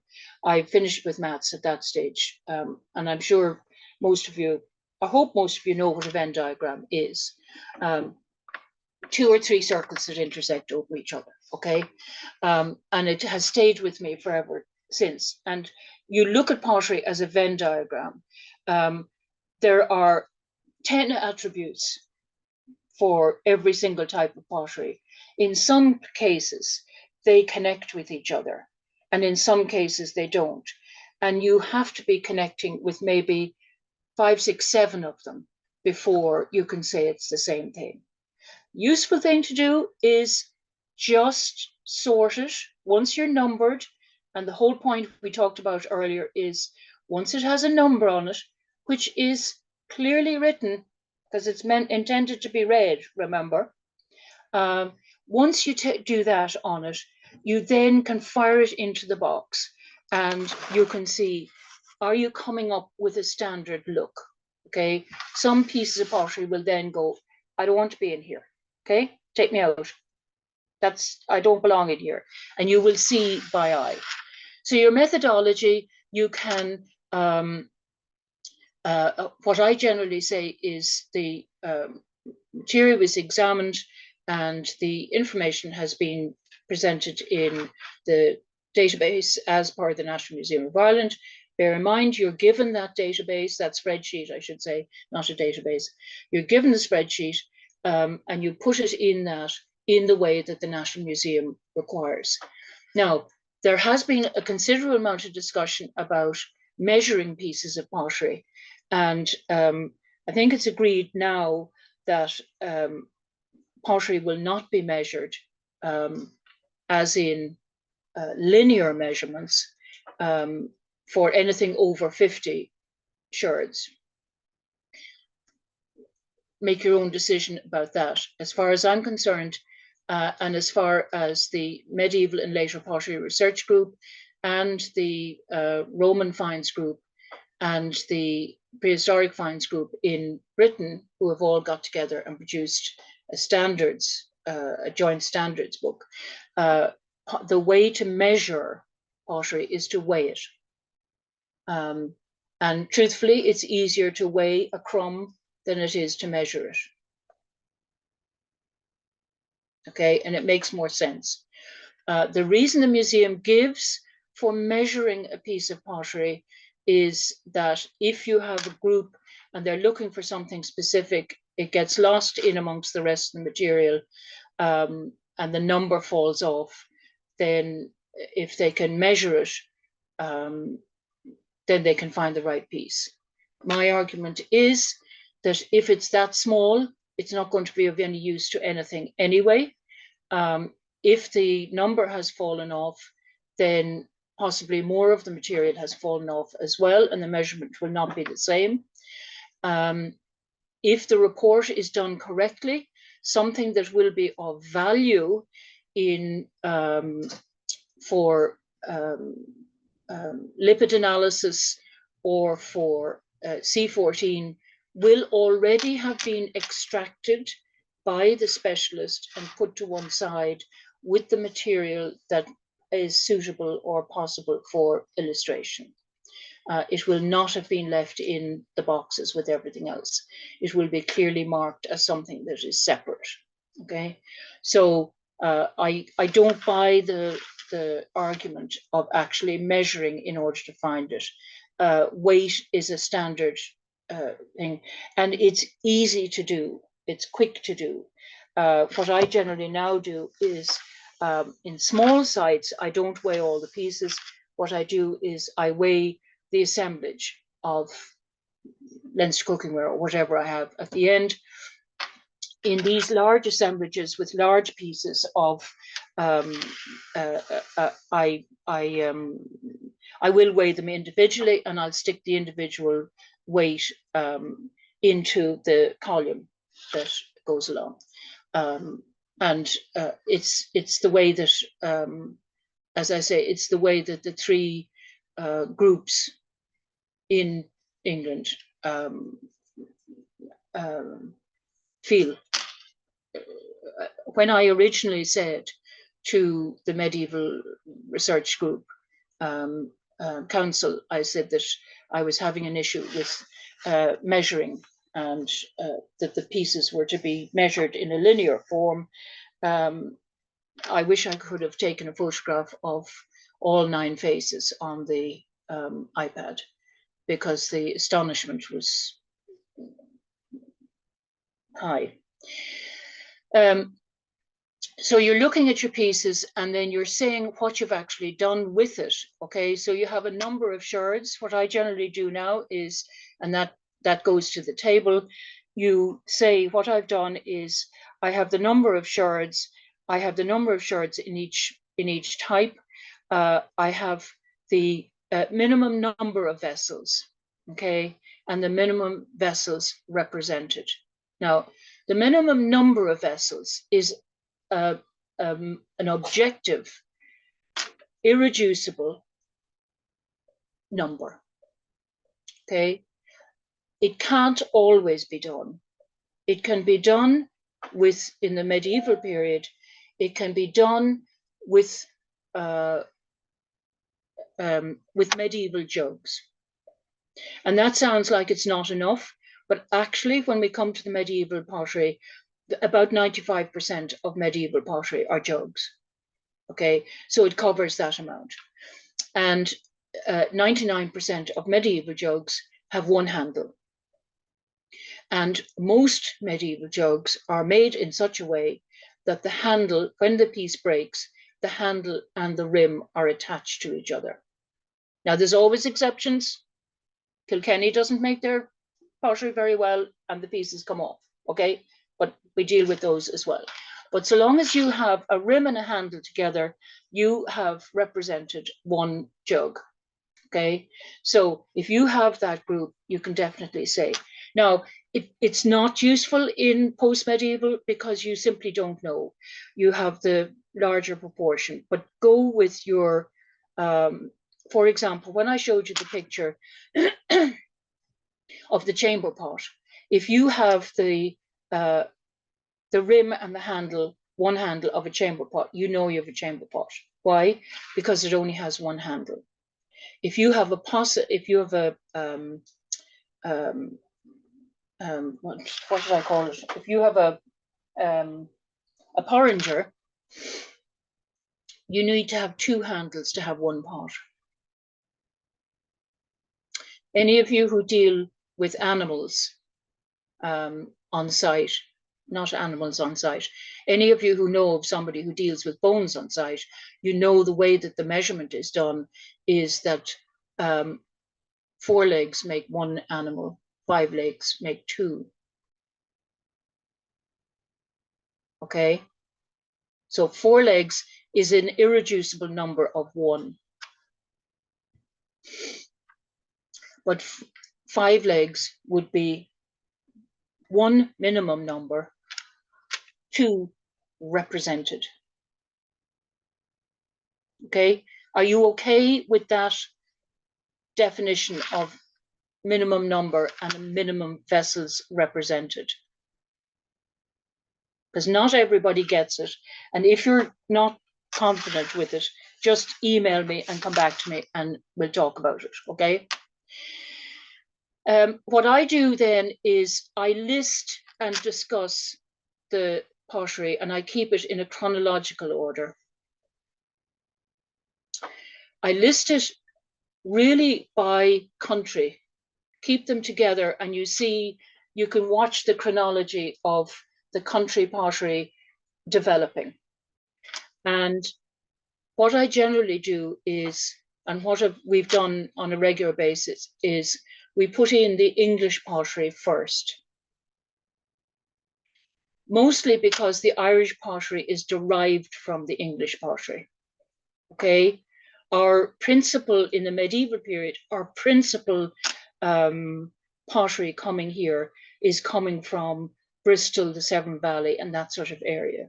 And at a later stage, as you've seen just now with North Devon, that's still the English pottery is coming in there in the 17th century. So what I do is I have the English pottery and then the Irish pottery. If I have a lot of continental pottery, like the stoneware, if I have a lot of that, I will do a separate table and I will have late medieval and continental. I'll have medieval, late medieval and continental, and post-medieval. So look at it for yourselves and think about how you want to split it up. But it's to make it understandable, to make it so that you don't need an index to something. It flows clearly as to what you're talking about. Okay, so you list and discuss in chronological order. So, for example, in English, whereas you would look at North Devon gravel free, and I'll come to that, North Devon gravel tempered, and North Devon sgraffito, which is, and those are all 17th century. And it's followed by North Devon slipware, which has no decoration on it, and they continue making that in the 18th century. And then I go back and I start looking at the Bristol wares, the Staffordshire wares, I should say, and various other ones. And some of them, yes, they do overlap like this, okay? But if you try to keep them in some sort of a reasonable order, then you can read what's happening on your site. The table, as I said, will contain the fabric type, the number of shards in that fabric type after discussion, after identification. It will contain the minimum number of vessels, the minimum vessels represented, the overall weight of the fabric type. Okay, so that's all of the glazed red earthenware weighed. Now you can take it bit by bit. You can, tot it up on what's on your database or your spreadsheet or whatever, and you can tot them all up that way. The overall weight, the forms that are represented. Okay, how many chamber pots do you think you have? How many jugs do you think you have? And you want to show those sort of pieces. How many plates? How many pansions? How many dishes? What sort of, that's to try to show you what sort of a site is this? Is this the farmhouse? Is it out? Is it the dairy of the farmhouse? Or is it inside the house itself? that tries to help you show what part of show by the assemblage what sort of a site you're dealing with. And that is to complement then what the archaeologist has written. Your job is to illuminate what the archaeologist has excavated, what they think they see, and you come back and say, actually, what was there was that whole area. I can't say that it's the kitchen. It's simply an area where they dumped all the pottery because it's all mixed in together. And were they leaving the house? Were they shutting up the area? What was happening? We don't know. So you'd sit down and you discuss back with it that way. You then discuss it by fabric type. Having taken your list, having listed it in the table, you then say, okay, North Devon, and you talk about the North Devon wares. Construct for yourself, as I do, a short sentence saying, when they were made, this is the person that wrote about them, where they were distributed, the fact that they go all over the world. And then what you do is, in this site, in the North Devon, what we have is, we have those 2 new plates that have been found in North Devon's graffito that have never been seen before.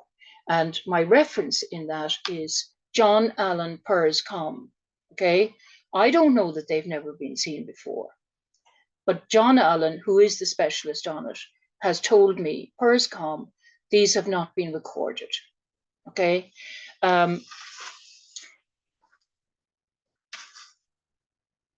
You go through each one, and in some cases there's nothing to say about it, and that's fine. You just say, this is what mottled ware is. And the usual, you might just have small body fragments, and you just say, this is all we have. But the normal vessel that we have in Ireland in mottled ware are tankards. That's what we usually get. So I'm suggesting they're probably tankards. I don't think we have anything else in it. Okay, so you don't have to give the answer on absolutely everything. Okay, going through the whole lot, make sure you cover every single one. And then what I very often do is put in a table which covers the pottery by context. It's a fiddly thing to do, but it can be done. So you have your context number, you have the site information from the archaeologist, and they will have a description of the context as to what it is. Okay, it's the top layer of the ditch, or it's the bottom layer of the ditch, or wherever it is, or it's the top layer and it's the same as the middle layer of somewhere else. Okay, so you try to put those together, and then you write in it how many sherds of a particular thing that you have in it. So North Devon's graffito by 21, glazed red earthenware by 3, black glazed ware by 1. So you're looking at, if you have something like that, you're looking at a 17th century context, possibly into the early 18th century. Okay, North Devon's graffito 3, glazed red earthenware 40, black glazed ware 10. You're in the 18th century. Okay, now it doesn't matter to everybody, but that's the sort of information you want to try to get across. Don't try to do it when there's only 2 or 3 sherds that are in the context. It's of no value. You really should have maybe 20 or 30 at least to be able to make any sort of suggestion. The bibliography, the most useful thing to do, I think, certainly what I've done over the years, is I have one Word file here, which is the full bibliography of every single thing that has been used, or that mentions pottery, or that has anything to do with pottery. And that means that every single time that I reference something, I go to the bibliography, I pick it out, and I put it at the end of my report, so that I know that it's written exactly the right way every single time. Okay, I don't have to reconstruct it. I don't have to look at the book. I don't have to do anything like that. Okay, have that on hand. I have that on hand, and I have my discussion of fabric types. I have that on hand. I have an introductory sentence in each one, and I simply go and pluck that out, and then I refer to the information that's, because the discussion about the fabric types doesn't change, obviously. Okay, it is the same thing. Now, before I lose all of you to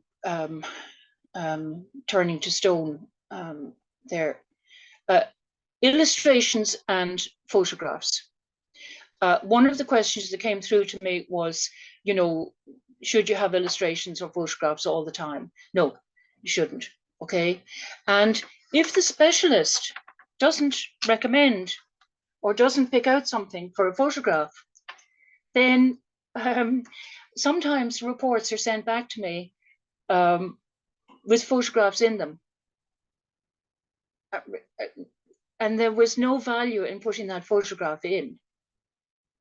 Okay, that's not what I suggested. And the photograph that you've put in is useless, and you've taken it from the wrong angle.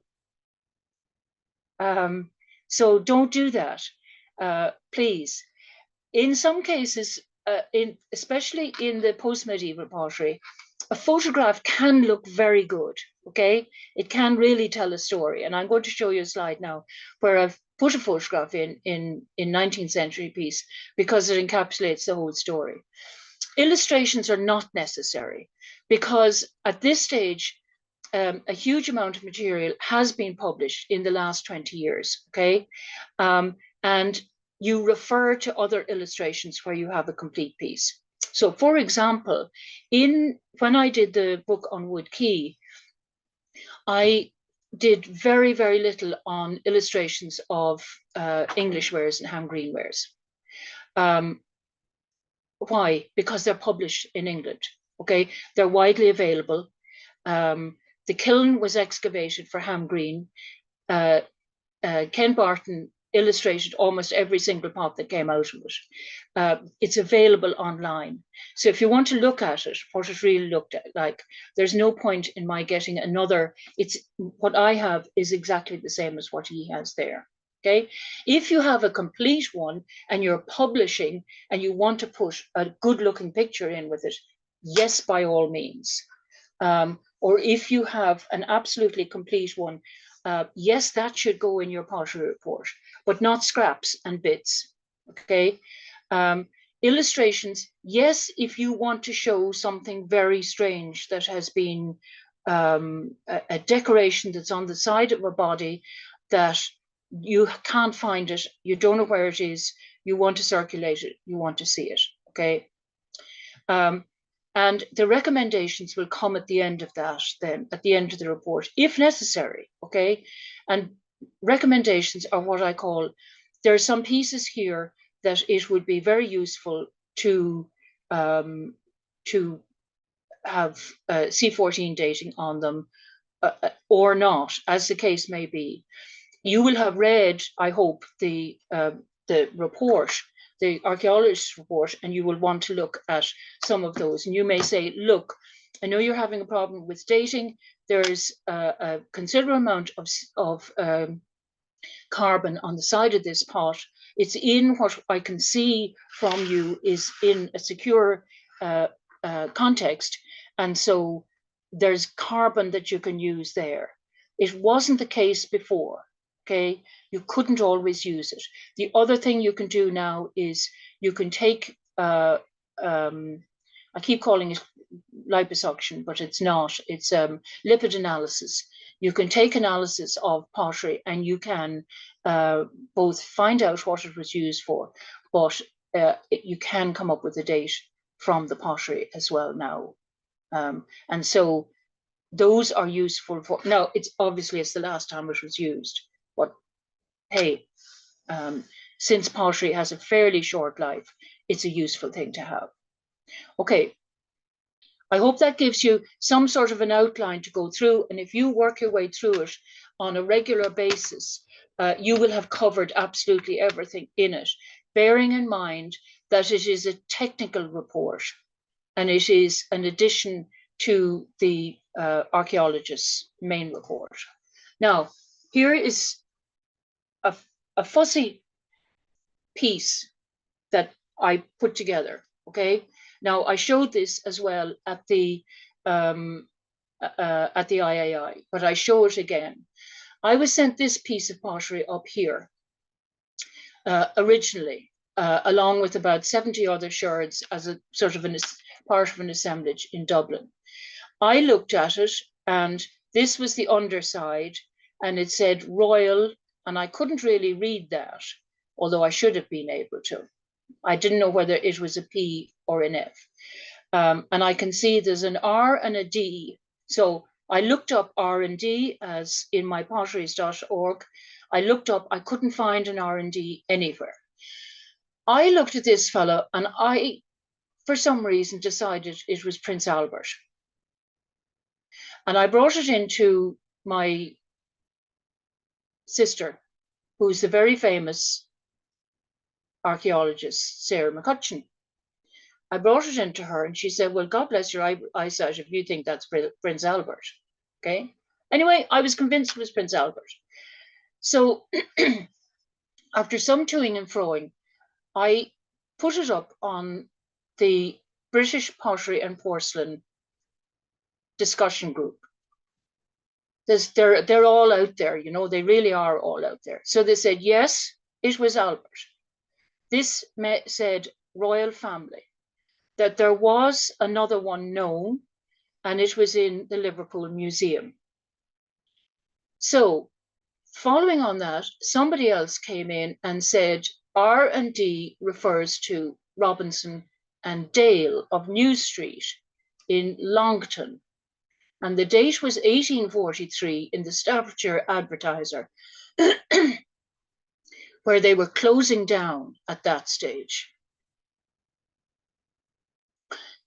I contacted Liverpool Museum, and in the meantime, I was sent this piece, which adheres, now permanently adheres to the other part of the sherd. And up here, you can see the initials V and A. So it is Victoria and Albert. And what we found was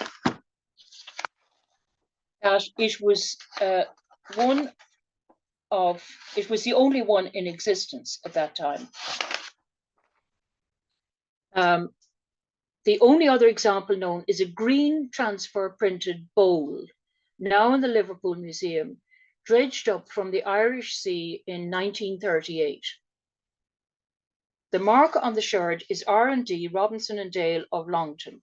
The pattern name is Royal Family, showing Queen Victoria and Prince Albert with probably their first son. Their eldest child was a daughter, but there wasn't any commemorative ware made for a daughter, of course. We needn't go into that. Their first son, Albert Edward, Prince of Wales, born 9th of November, 1841. The mark is in a royal flower and ribbon cartouche. It's one of the most, it's very Victorian, okay? So here's Victoria, here's the nursemaid, here's the sproglet, and there's his cradle. Now, the result of that is this is where the damage was on the bowl in England. So they knew it was Royal Family, but they didn't have the name. I was then, through the kindness of others, I was able to give them the exact date and the maker. And so I have written here, I am indebted to, and I've named 3 people, of the British Pottery and Porcelain Discussion Group Facebook page for their identification of this item. Very simple way to do it, okay? So, yes, you can do an illustration if it tells a long story like that, if it contributes to something. Is it important in the scheme of things? No, it's not. okay? It's not life or death or anything like that, but it's a way of correctly academically dealing with a group of material and showing how interlocking all of the people are.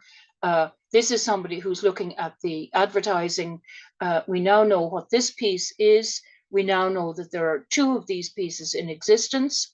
The museum in Liverpool can give a correct dating on it and can say that there is a fragment of a second piece. We know that it was exported to Ireland. So the story develops with it, okay?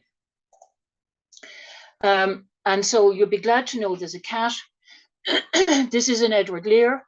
C was a lovely pussycat. Its eyes were large and pale, and on its back it had some stripes and several on its tail. This one I need for my mug. Actually, I really would like to have it on a mug. This is another one that was used on a mug. The reason I left it in, well, partly it's a cat, but you see a very nice glazed red earthenware bowl, panchion there in the corner. So pottery comes in absolutely everywhere. And this is one, again, that I showed. It's a new piece that turned up in a site, and I simply haven't found it yet. Normally, you would have a dancing bear. This is a little dancing dog to somebody playing the violin. So there are new pieces all over. So I'm going to close the screen, if I may, and I'm going to show you some pieces of pottery if I can hold them up to the screen, and you can see some of the pieces where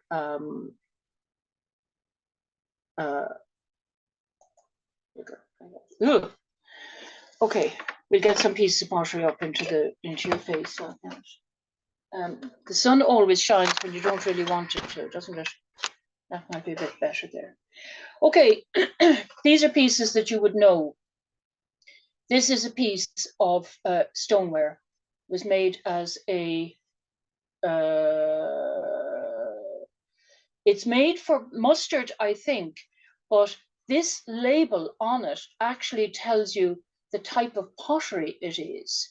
It's called grès véritable, true greyware, true stoneware. That's what it's saying on it. It isn't actually a label telling you what was in it. And it has this very odd lid, which doesn't fit properly on it. In fact, it fits very badly. And that would have come with possibly tape around the top, or it's always been a nuisance to me, really. Doesn't fit this way either. And this, to my mind, always looks like the base rather than the top on it. Okay.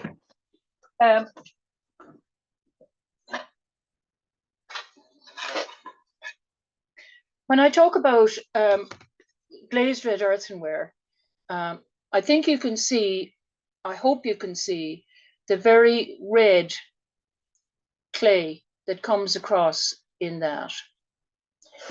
But if you look at, I swear the cat moved them.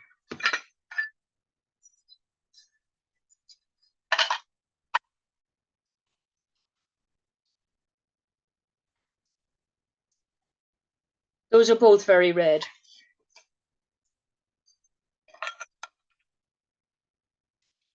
And those, all 3 are very red. But you can see a tinge of gray in this one. And it just takes, unfortunately, it just takes experience to start looking at them. This is not good enough, really, in showing you these pieces, because the camera is not going to show you well enough. But this is the piece of, this is our little bird, okay? And you can see where the white slip has been exposed on the side here. You can see where the piece has been cut into the clay. And then there's a jagged line around the edge. I have pieces of rim, and I can't actually find them within the assemblage at this stage. This is a glazed red earthenware plate. but it's what's called slip decorated. Okay, I hope you can see that there's a white slip under the glaze, and then at some stages they put a bit of green to a bit of copper into it to make a design. This is a very haphazard sort of one. You can get others with a very specific design on them, but underneath you can see where the white slip has spilled over on the back. Here the glaze has spilled over on the back. And you can also see those two great big stacking scars there. Obviously here and here, where they've stuck to something else. And they've just ripped them up, take them out of it. When you look at this, you see here, there's a nasty bit of clay that stuck onto the potter's hand and got incorporated into, possibly when he was scraping back and forth here and he didn't clear away enough there. They're not really finishing in a very beautiful way. But here is my jug. Oh, it's all right. There's nothing illegal in it. There's ribbons in it. Very straightforwardly made, very well made. You can see, I think here, you can see that there's a crack in it. Now, I got myself in a tiz at one stage because people used to talk about simple pulled spouts. Pulled spouts are actually quite difficult to do because when you pull that, you're pulling the top out of kilter, okay? You're pulling this, instead of leaving it as a single ring where you've made it and it's quite clear that this has been thrown, when you do that, you're pulling it off kilter, and what they've done is they've cracked it at the same time. But they've glazed, they've thrown a bit of glaze over it, and you know that it's happened prior to the firing because the glaze has gone into the top of it and it's filled the crack. So they're not bothered about something like that. A very well-made handle, very easy to hold on to. You could put your hand into it and hold it. And see, this is a glazed red earthenware, but the handle is not glazed. So it's really off-putting sometimes. Where do you actually put something when you find it there? Although this hasn't got a glaze on it, inside is fully glazed. Okay.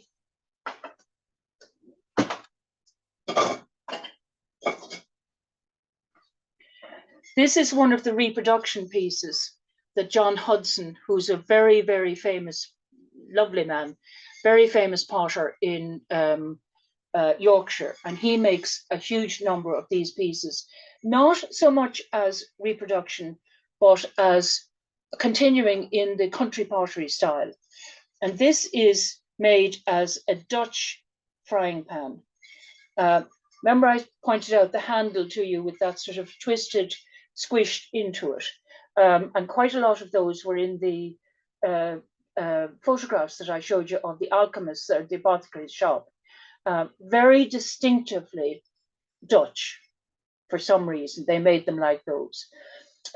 And John makes these, and I had the privilege of being at a conference with him where he actually had a series of chafing dishes because he also researches old recipes and he's a very good cook. And he cooked for us at the conference. He cooked about 9 different dishes on the chafing dishes outside. Now you can see what I might call a bloody grey crack across it. That's fine. It still works. That actually has a crack which has not been stuck. And it worked all the way. It doesn't leak. It's perfectly fine. It's, you know, it will go on for a very long time, and makes a very, very nice plate of food. I think we had salmon, cooked salmon in that one, actually. This is one of the ones from Cork. a small pot, okay? And you would think, you know, what has it been used for? Could be anything on the inside. It's glazed red earthenware, clearly on the inside. You get the light on it there. There's no residue on it, but what it does have on the outside is a pile of um, charring, and some of that could be scraped down and used for dating. And again, it's gone all over the pot. So it's been stuck in the fire quite a number of times. That may be why the base has fallen off as a complete piece. Now, I can't find the base, and I should be able to find the base, because looking at something like that, that is what I would call a new fracture. Okay, that is not a piece that's been in the ground for a long time with the piece fractured off it. That is, it's weakened and it has come apart.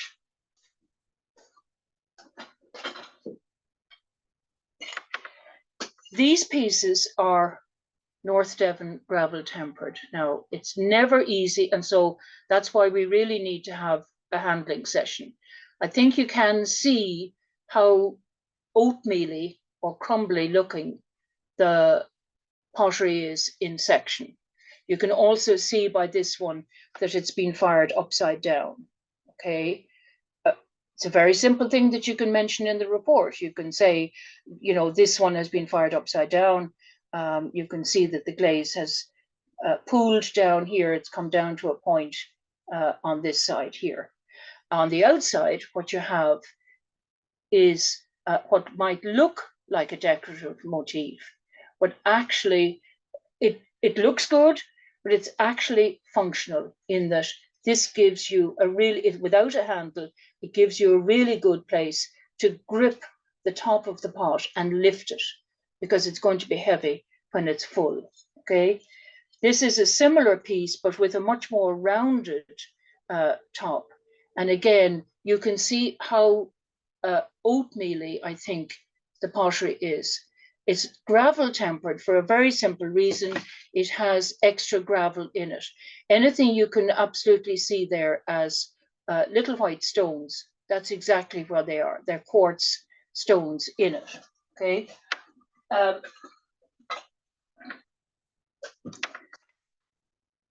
You see the difference between that and glazed red earthenware. I hope you can.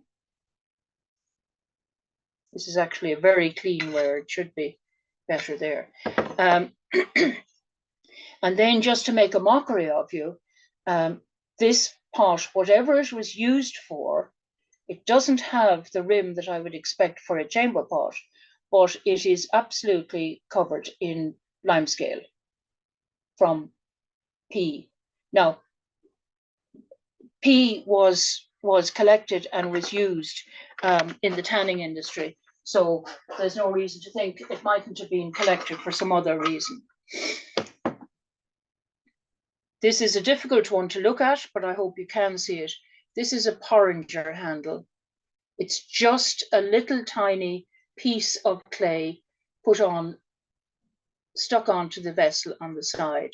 So all they've done to decorate it is they've put a bit of slip on the outside. It's very casual sort of finishing on it, but that will go onto your pot, and you'll have one on either side, and you'll pick up your bowl this sort of way. This is an unusual one. It's English, we think. I have shown it to a number of my English colleagues. It looks great on the outside, doesn't it? Looks really nicely made, nicely finished. The handle's a bit twisted, but that's okay. But inside, on the bottom, what you get is this. Those are all stuck in the glaze. That doesn't move. Okay? It's all sorts of chips and bits of rubbish that fell in at the bottom and were fired into the pot itself. And whoever had it thought, sure, we'll send it to Ireland anyway. What would they know about anything? What is interesting is there's a fragment, there's a globule of glaze collected down in it, but there's also a tiny bit of you can't actually see it there, but there's a tiny bit of red clay, whereas all the rest of this is a white clay. So having failed with my English friends, I have to try my French friends next. Now this is one of your more classic chamber pots. See where the handle is coming from the top here. They're going to do it slightly differently with each pot. Okay, this one is coming from under the handle. The chamber pot, for some reason, comes from the top of the handle. And it just may be to show the different way that the pieces are made. I was working on another site recently up in Roscommon, and I started to form the opinion that possibly the different color of the glaze, because some were yellows and some were dark browns and some were almost black, that the color of the clays was intending to show the different forms of the vessels. It is a working hypothesis, as they say at the moment. And you can see your lime scale left on the inside of this one. Now, just a couple of pieces more. No, you can't have it. Oh, where's my piece of blue? This is a rather sweet piece of tin glazed earthenware. What you'll have with some, I don't know if you can hear that, but it's kind of a dull sound. Okay, you get quite a dull sound with tin glazed earthenware. This is a rather beautiful piece, and it comes from, if anybody knows the area, it comes from La Chapelle des Beaux, which is the famous pottery place in France where they made Saint-Ange, supposedly. This is what they're turning out now, and it is rather beautiful. This is a more traditional piece, although this is modern. This was made in Morocco about 1995. I visited in 2000, and this was made as a masterpiece, which potters do now. This was made by the son of the potter, and he was very proud that it was made as a traditional piece with this very freehand style on it. And he has marked it on the back, Morocco, no more than that. Now, again, there are firing faults in it. There's a crack here, and there are chips on it. And if you look at anything on Antiques Roadshow or anywhere like that, they will always say to you that people who are collecting tin glazed earthenware don't get overly excited because they know that there will be chips on tin glazed earthenware. Oh, get out. Go on. That's the dog and the cat both decided they needed to go out now.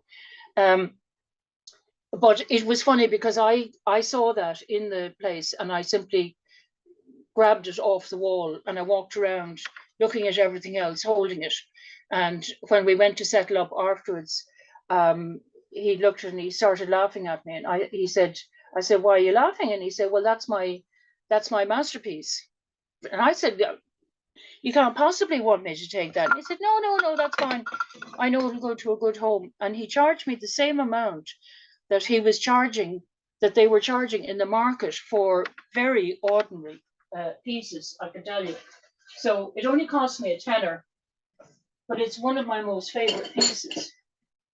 And then when you look at pieces of porcelain,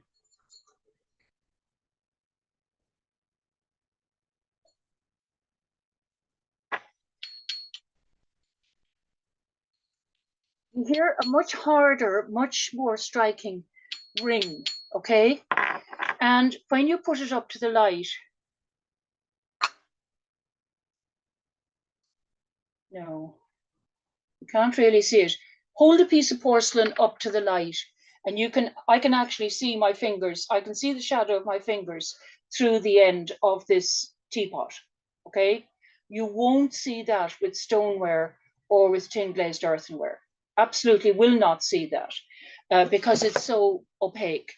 But with porcelain, and it took me a long time to figure it out. With porcelain, you also have the problem of glass. That is not porcelain, although it looks like porcelain. It's actually another day's work, and it's called milk glass. It's glass into which white coloring has been put to make it opaque like that. How do you tell the difference? Truthfully, I've no really. Kind of look at the forms, I think. You look at various different things, but it is hard. It took me a long time. And if anybody wants to go through the old sites that I've done, you'll find that there's some pieces of milk glass that have gone in as porcelain. At least I've said they're late porcelain, so I don't think I should get into too much trouble with something like that. So I hope you have enough to drive you crazy for the next while. Oh yes, this was the one I wanted to show you. This is porcelain. No, you can't see. It's not possible with the just with the camera. But I will bring some of these with me because it's easy then to see. Find a piece of porcelain, hold it up to the light, and you can see through it. And that's your absolute answer to what porcelain looks like. Okay. I hope that you have had enough to drive you crazy for the next while, and I'll see you again in a month's time.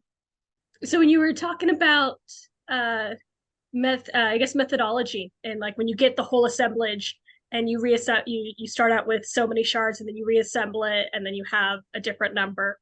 Kind of what's your methodology for doing that? It can be quite overwhelming if you have a very large assemblage to work with. What you're doing straightforwardly, Bridget, is you're dividing them all into the fabric type first. And as you divide them, it becomes less overwhelming. Okay, so you take the 40 pieces in your context, you divide them out, you list them out, you say there's 10 of X, Y, and Z, there's 10 of this, that, and the other thing. You then start to look for a second time, you then start to look at everything that you have from the site that is that particular type. You then start to separate them out and you put all your rims together and you suddenly see actually that rim and that rim go together. Okay, and you see actually that rim and the bit below it, that goes with that one. And actually there's another bit of the same rim, it's round the corner, it doesn't fit with it, but the handle is on it. So you start to group those pieces together. Now, I'm not going to discuss with you how you actually reassemble the pieces with any sort of adhesive. Okay. Okay. What you can use and what is useful is masking tape. Don't use sellotape because it will leave a residue. There is a particular type of masking tape. It's a blue color. I haven't used it because I don't, anyway, but there's a blue masking tape that doesn't leave an adhesive on the pieces. And if you want to use a small piece of that, hold the pieces together. And then you can get a better picture of what have I got here, okay? And at the very least then, put the pieces then that you know come from one single vessel, put those in a bag together and label them, say 10 shards from a chamber pot, okay? And so it becomes, as you gradually go through it and lay the stuff out, okay, now I'm at the stage, I have all the, and I did that the other day, I have all the North Devon sgraffito laid out on the table, from Cork, and I've now started finding pieces that go together, and pieces that don't belong in it. Okay, and that's fine. And then I come up with my numbers. And what you do is when you're packing it, then what you're doing is you're putting all the rims together. What I do is I put all the chamber pot rims together. The note on the bag, 10 rims from chamber pots. And then they all go into a larger bag, which is, this is North Devon's graffito from North Main Street. Okay. Yeah, no, that makes sense. Thank you. We have just two more questions there. Michael and Connor. Michael might go to you first, as you had your hand raised first there. Me first, is it? Yeah, please, Michael, go ahead. Thank you, Niamh. Very interesting talk, Claire. I just wanted a clarification, really, because I thought you said that post-med red glazed earthenware was glazed on the inside, but medieval was glazed on the outside. Is that correct? That's correct. But then you said that when they glazed it on the inside, they didn't realise the lead was poisonous. So what I'm slightly confused about is why, if they knew in the medieval period that it was poisonous, why they then glazed it on the inside? No, they didn't either time. Okay, they didn't either time, and I don't think they realized that anybody realized that lead glazing on the inside was poisonous until I will have to check it for you. I think about the 19th century. So the fact that they changed where they glazed the pot wasn't related to the poisonous. No, it wasn't. Okay. In the medieval period, I should have said that. You're absolutely right. Thank you, Michael. In the medieval period, they're glazing on the outside for decoration. I see. In the post-medieval period, they're glazing on the inside for function. To make it impervious. For function. So that it makes it impermeable on the inside, okay? And it had the unfortunate effect of drawing the lead into whatever liquid was sitting there for any length of time. It's basic bad pint. Sure. Okay. Very bad. Could I ask one other quick question, if you don't mind? I'm a Roman specialist, but we sometimes use eaves, looking at rim yes. percentages in it. Do you still use that in the no. medieval? Sorry, I know exactly what you're talking about, it's we tried it. Personally, I've tried it, okay, and it didn't make any sense to me.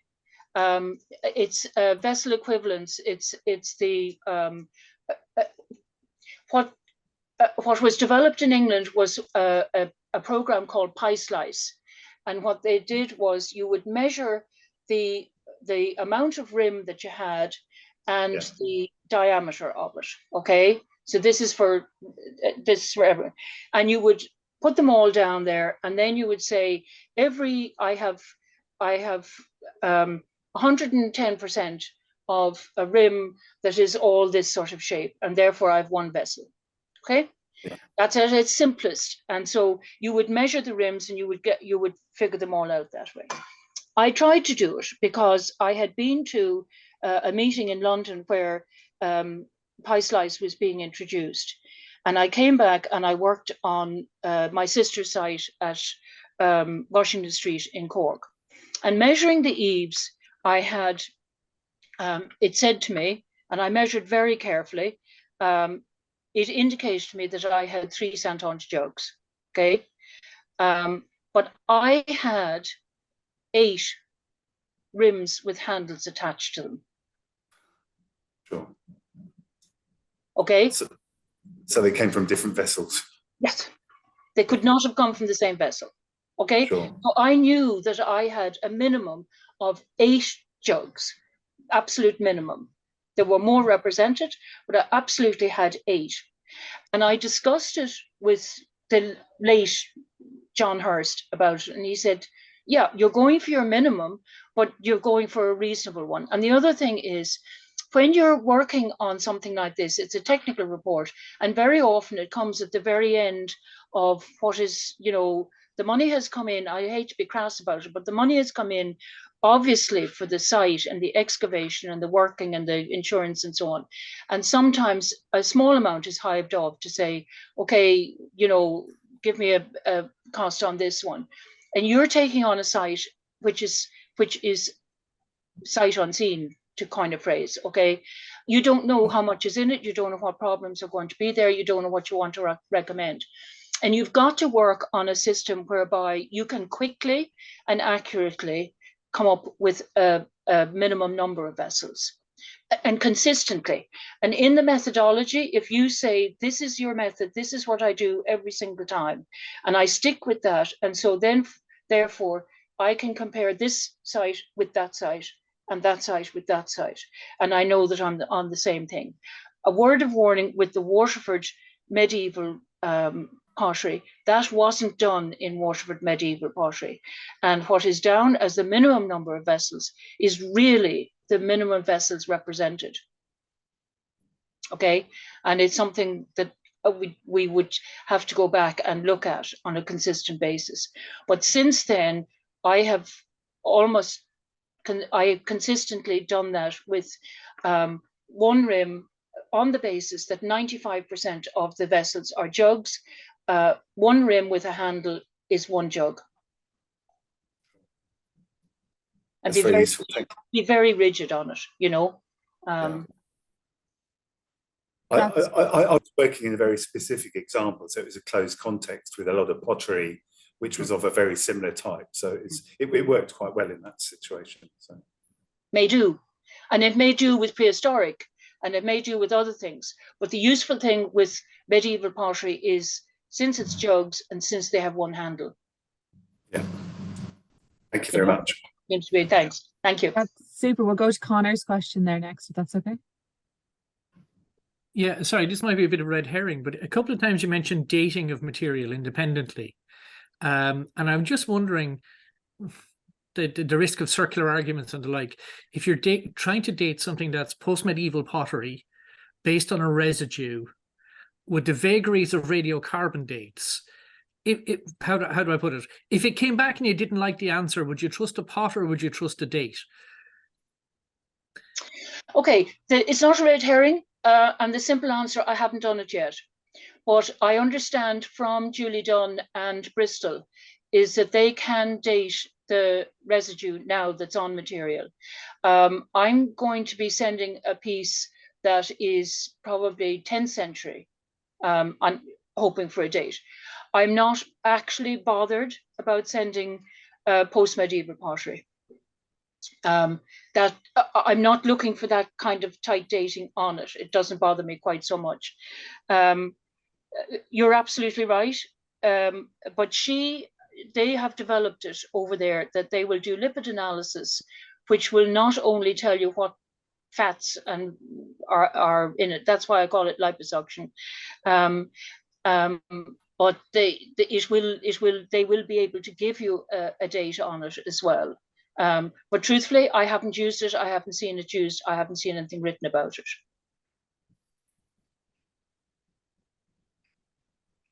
I think we had another question in the chat from Hogan, though Elaine and Stuart, I think, have answered at this stage. But the question was, you mentioned 4 types of North Devon Devonware, 3 from the 17th century and 1 from the 18th century. Could you give the names of the 3 17th century types again? Yes. Yeah. Do you want to jump in then? And what we'll do is we'll look at them clearly in when we have the handling session.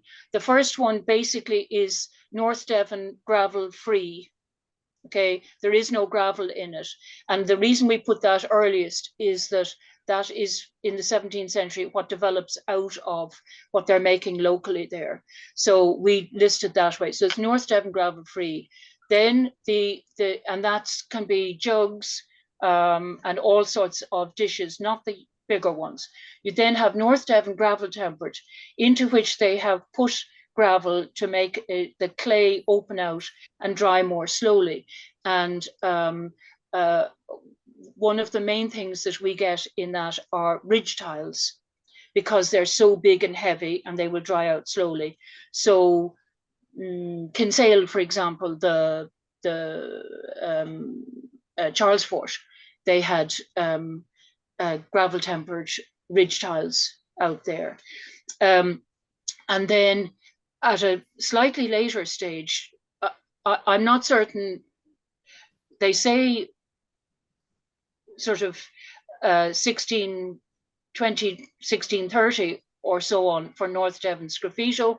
However, there is a North Devon sgraffito decorated tile in Carrickfergus that is dated 1603.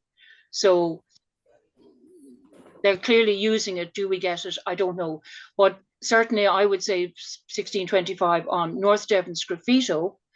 So those are the three main ones in the 17th century. And then in the 18th century, for the tablewares, what they tend to make is, because of course they're competing with Staffordshire at that stage, what they tend to make are plain wares with no sgraffito on them, and they reserve the sgraffito for these stunning harvest jugs, for special occasions, for marriages, and for really commemorative mugs, jugs, and so on, for huge things like that. That's super clear. I think that's it for questions in person and in the chat. So, well, that was a way to end it, wasn't it? Sorry, my internet gave out right at the wrong moment there. Apologies. I was just saying, I think that's it for questions, Claire, and I think you deserve a well-deserved break after talking for the last 3 hours. That was absolutely fantastic. Claire, thank you so much. I think we'll let you go. And that was thank you very much, Hope. Thank you. I'm sure. Thank you. Anyone who has to let me know what date suits them for the in-person session, let me know. And otherwise, we'll see you again. I think it's December 4th is the next one. Yes. Thank you, Claire.